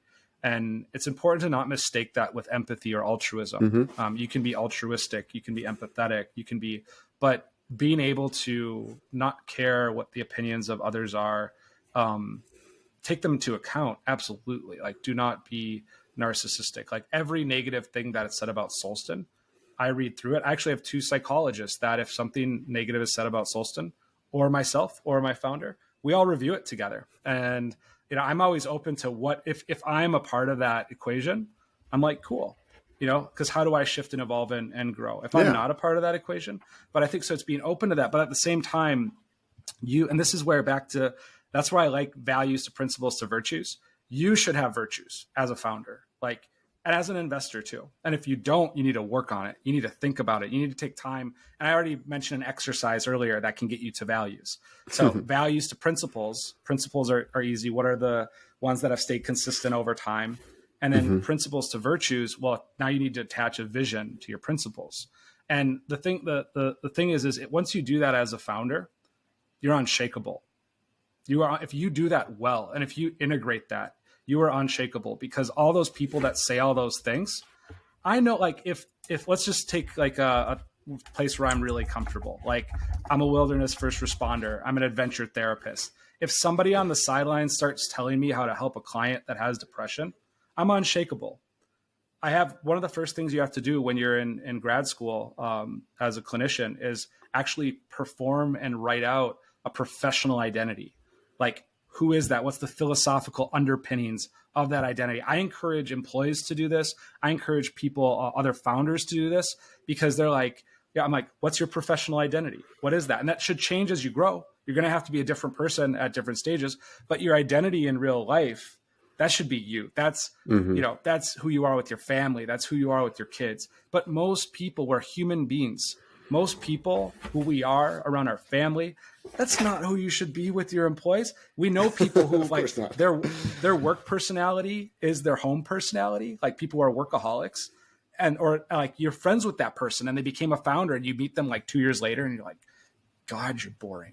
Like they take on their work personality. Like we need to form a professional identity. And as a part of that, you need to understand what are your principles, and therefore Ray Dalio has a good book on principles, but virtues, if you want to know virtues, that's Marcus Aurelius, that's Epictetus, that's the Stoics, that's, Buddha, Siddhartha talks about this kind of stuff in his own way.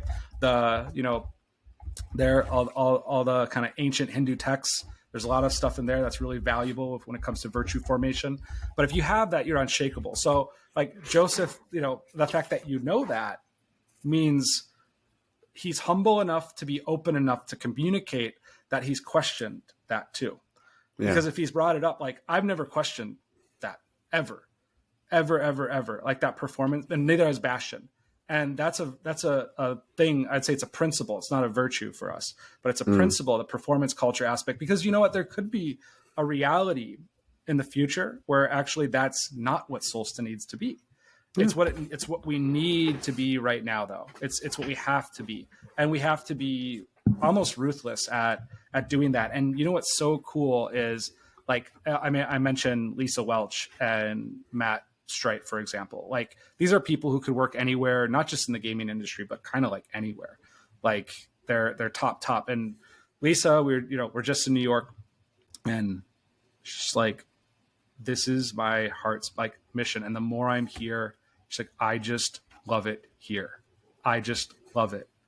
That's how I know I architected the right culture for the right people. Mm-hmm. If Lisa would have came in and someone like that, who's that level of capability and that sort of powerhouse in the industry when it comes to consumer insights, and we're having some crossover where things are not as they should be, then I might be thinking, well, do we need to tone down a certain part in that part of the company? Do we need to tune up a different part? Because it's almost, you have to, match the reality to the ship you're sailing. And I like this. It's, not an exact science, but if you look at like IQ, for example, or values or principles, if a person's deviating by about 15%, they're probably going to fail at your company.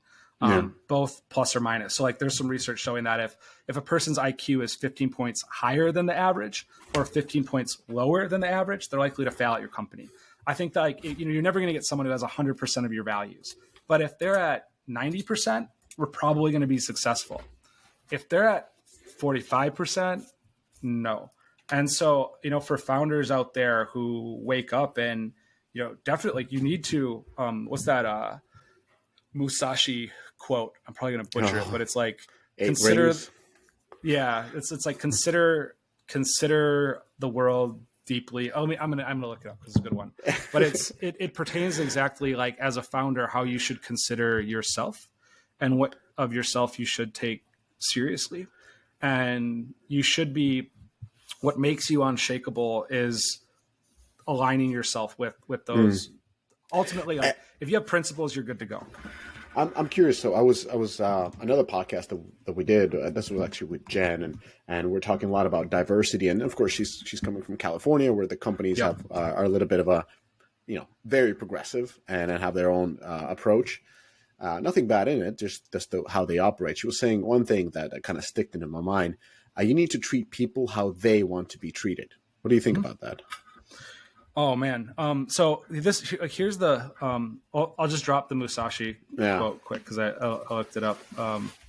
But it's like, think lightly of yourself and deeply of the world. And that's probably a good segue to that question.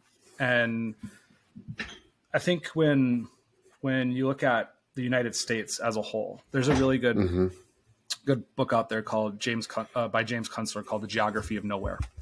And what it's about is how the United States was architected so you could be in Florida or Washington and feel like you're in the same place. But ultimately, if you look at a culture map of the United States, there's significantly different culture zones and culture regions.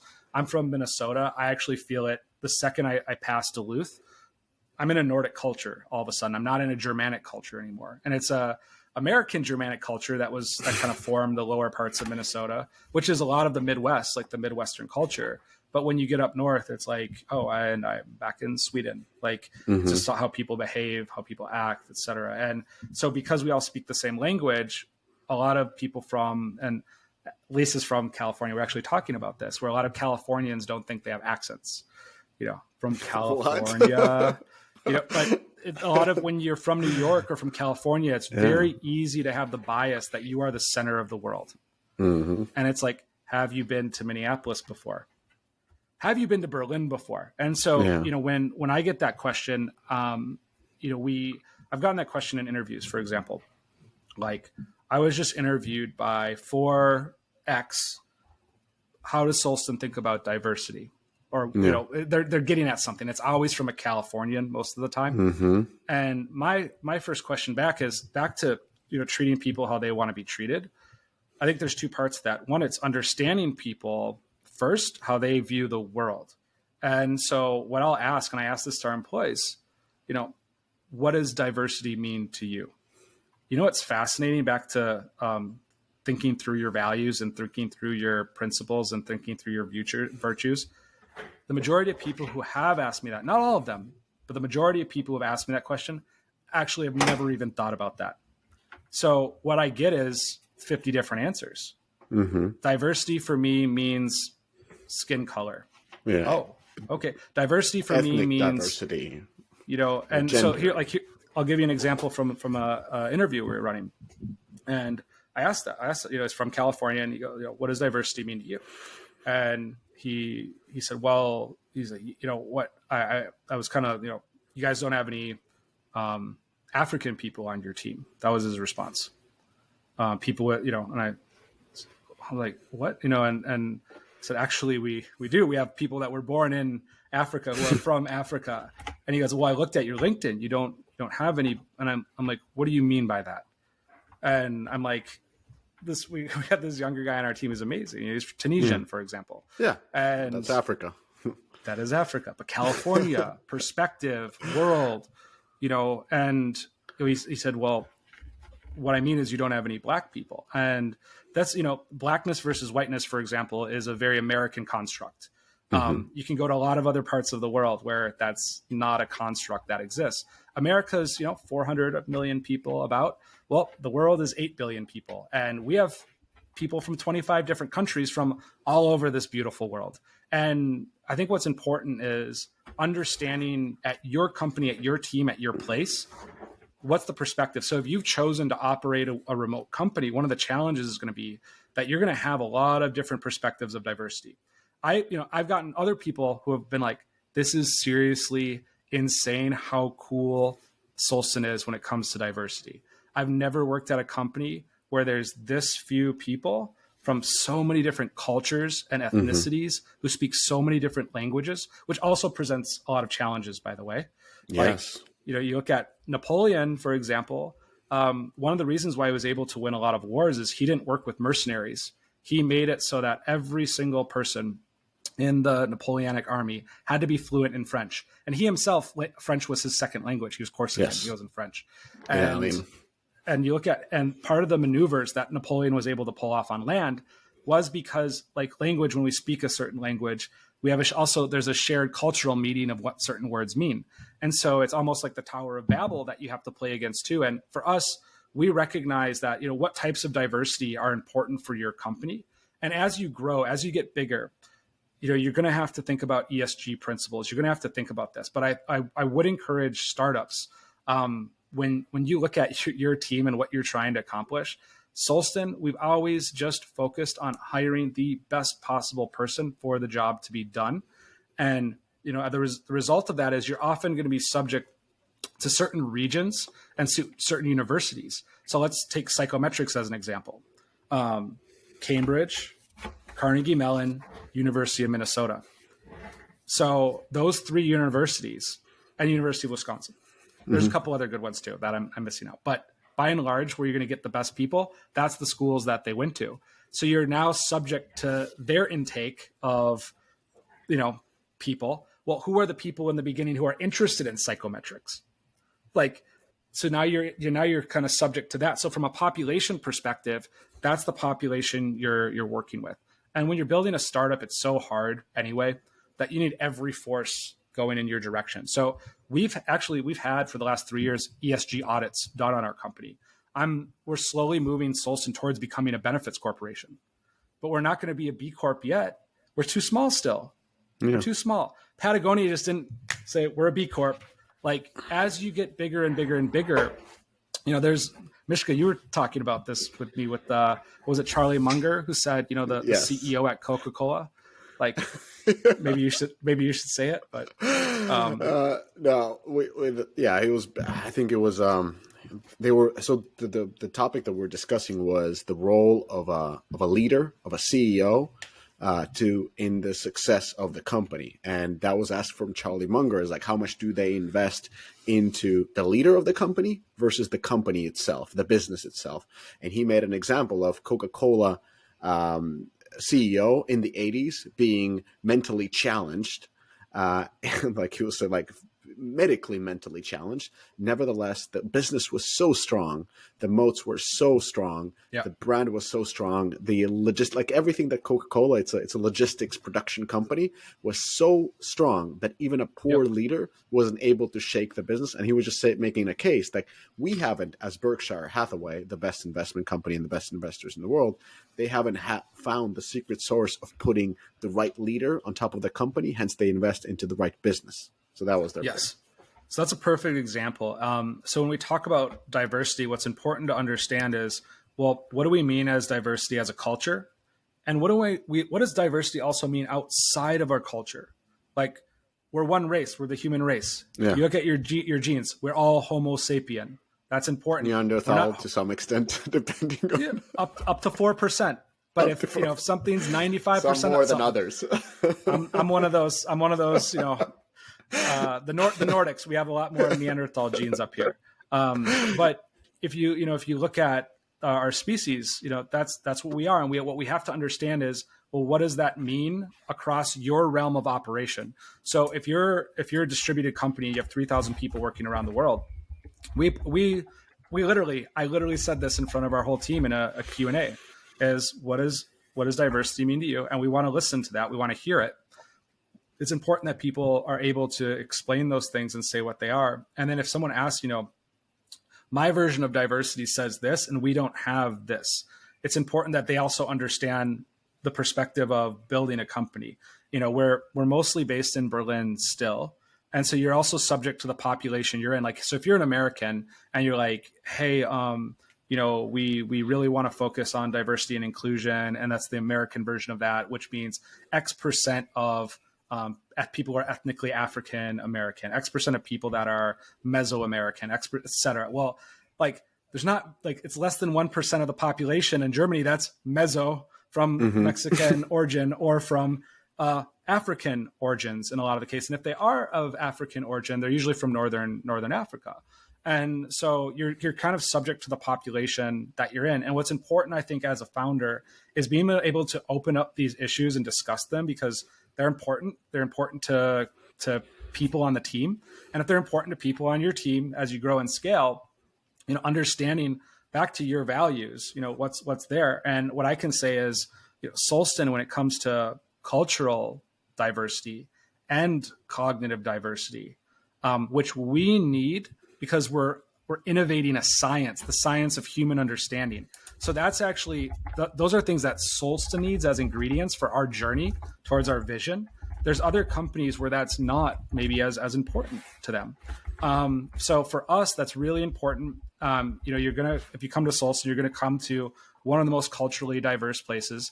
And in America, oftentimes we mistake ethnic diversity for cultural diversity, where you can have a whole team of Americans that are literally culturally the exact same, think the same ways about the same things. Don't bring different perspectives. but look very different because America was built to be a machine, the melting pot, to become American. Like when people go to America, they're like, I'm American now. And it's one of the few countries in the world where you actually can do that. You can be from anywhere. You can be from any in the world. You can become an American. You can't become German. Yeah, if you ask a German or someone grew up in Germany who's not from there, they're like, and I that's if we look at anthropology and culture, that's a whole thing to unpack. You need a panel of anthropologists to talk about it. But so I think there's that piece that when we come to diversity and inclusion, as you get bigger, as you become a Coca-Cola, as you become a Google, then you have a responsibility to go upstream. So for example, I do mentorship with the Masters in HCI and Design program at the University of Washington. It's one of the best schools out there for HCI and design. I do mentorship for a lot of the young kids that are there, also for the University of Wisconsin. And I've done some stuff with the University of Minnesota. Is there self-interest? Yes, these are programs that we need people from. But what I can do is I can go upstream and I can help mentor people from different backgrounds who normally would have never ended up in these sort of categories. And I can help empower that. Well, we're still a relatively small company. Well, hey, Google, hey, Coca-Cola. And they are, I think a lot of bigger companies are making big strides in this direction. But one of the challenges with employees is helping them understand, not just across diversity and inclusion, but across every single ESG marker, as well as operational marker. Startups are not Fortune 500s. Startups are in a totally volatile environment. Even in the United States, like a lot of employee protection laws don't apply to businesses that are less than 15 people. You don't have the resources and things that these big companies do to have these initiatives. So what's important is, I think as a founder, if you want to actually have a big impact on all of the different ideas of diversity, if you want to have an impact on that, the best thing you can do is become financially successful and scale your company. And to do that, that might require on focusing on one specific university. And with that, like, hey, the best, I've heard there's that Israeli program, for example, that the military program for data scientists that the antivirus, not antivirus, for security unit. That was the one. Like I know startups in New York, in Europe, who have strictly, when they were early stage, only hired out of that program, because the people that come out of that program tended to be on a whole other level than people that didn't. And take for one of my really good friends when we started the company, he had a master's in data science, a master's in mathematics from UC San Diego, really good school. He did work to build algorithms at the Salesforce Tower. At Solsten, unfortunately, couldn't cut it, not even close on the data science side. Great person, love the guy, but skill wise, and you're as a founder, you're 5 steps away from failure. You're in a fragile ship. You need to build every force to go with you. And if you want to actually have an impact on some of these topics, grow and become big and be mindful of them. Like that's why we do an ESG audit. I'm aware of where we're at in terms of leadership, ratios, all these sort of things. And I mean, I think what maybe accounts for that. So we did an ENPS thing. We try to do it every quarter. Ours is like 77 or something like that. That's like beyond best in class. So there's always just like video, when we develop games, someone goes in the app store and leaves a bad review. And the worst thing you can do is start changing your game based on that one bad review and, or 5 bad reviews. And, that's part as Solsten, we can actually know now, like, hey, that's a part of Persona 6 in your game. They don't even spend money. They're not contributing to the community. They're actually toxic to the community. Stay in your course and focusing on what you need to do. And those values, what I love about values and psychological assessment, if you read the literature on it, it's one of the best ways to reduce cultural bias or reduce your own biases, whether you're from California or whether you're from Hong Kong or whether you're from Tunisia. We all have different biases and we're all going to bring those into our reality. And what I always emphasize is just communication and developing empathy as a muscle. A lot of times people who talk about empathy are oftentimes the people that have the least amount of empathy, who are seeking people to respond to their toxic behaviors. But empathy as a muscle is literally going, hey, I'm going to put myself in like that person's shoes because we're remote. Oh yeah, that would be really tricky as an engineer. And when you develop those communication, what's the goal? What's the goal of this? And let's get to that. You know what, Joe? We've talked about empathy as a muscle, culture and cognitive diversity, board meetings, becoming a top place for innovators, getting tricked in an interview, getting no from investors, and finding your virtues. This has been a fantastic podcast. I know you need to go because you haven't reserved more time, and I need to go. We could probably go for 4 more hours, so we need to get back to it. Like we had no plans for this podcast because we knew it's just going to be all over the place. Fantastic talking to you, Joe. Likewise, what a pleasure. And I love seeing you Always. evolving. Like I can't say enough how much it's a pleasure to meet you at these, 3 to 6 month intervals, talk to you and be like, Joe is on another level again. And it's just a fantastic thing. So keep evolving. I'm excited to talk to you again in next 3 months, in the next quarter, next 2 quarters, because you'll be different in slush, for example. It's always like, there's the person that you are, and then with the company and evolving, it's, I think often who do we need to become to achieve, certain things that we want to achieve. And you might have to wrestle with those. And it goes back to the professional identity stuff. If you form a philosophy of that and a thesis on it, and then you are willing to be wrong, maybe as a good closing quote, because I think it encapsulates a lot of what we talk about. It's from Jeff Bezos. And what I appreciate about it is he said early on in the company, a lot of people that said, they felt like the culture was changing, and they ended up hiring a lot of people. And he's like, wait a second, what is this thing where everyone thinks you have to be right here? So they dug into it and like, what's going on?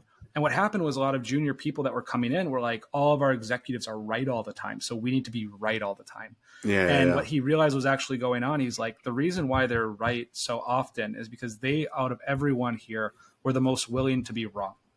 And I think if we encapsulate this, whether you're a founder, whether you're a VC, if you are willing to be wrong, you're going to learn faster than everyone else. And I've always been willing to be wrong. So beautiful. Cool. Thank you so much, Joe. This was the longest podcast episode ever on Deconstructing Fun. And for those who got through it, shout out to Joe. We didn't talk about Solsten at all. Just go solsten.io. Exactly. It's not com. Solsten.io. It's a fantastic platform. And if you're not using it, you're just handicapped. So on that note, goodbye, everybody. See ya.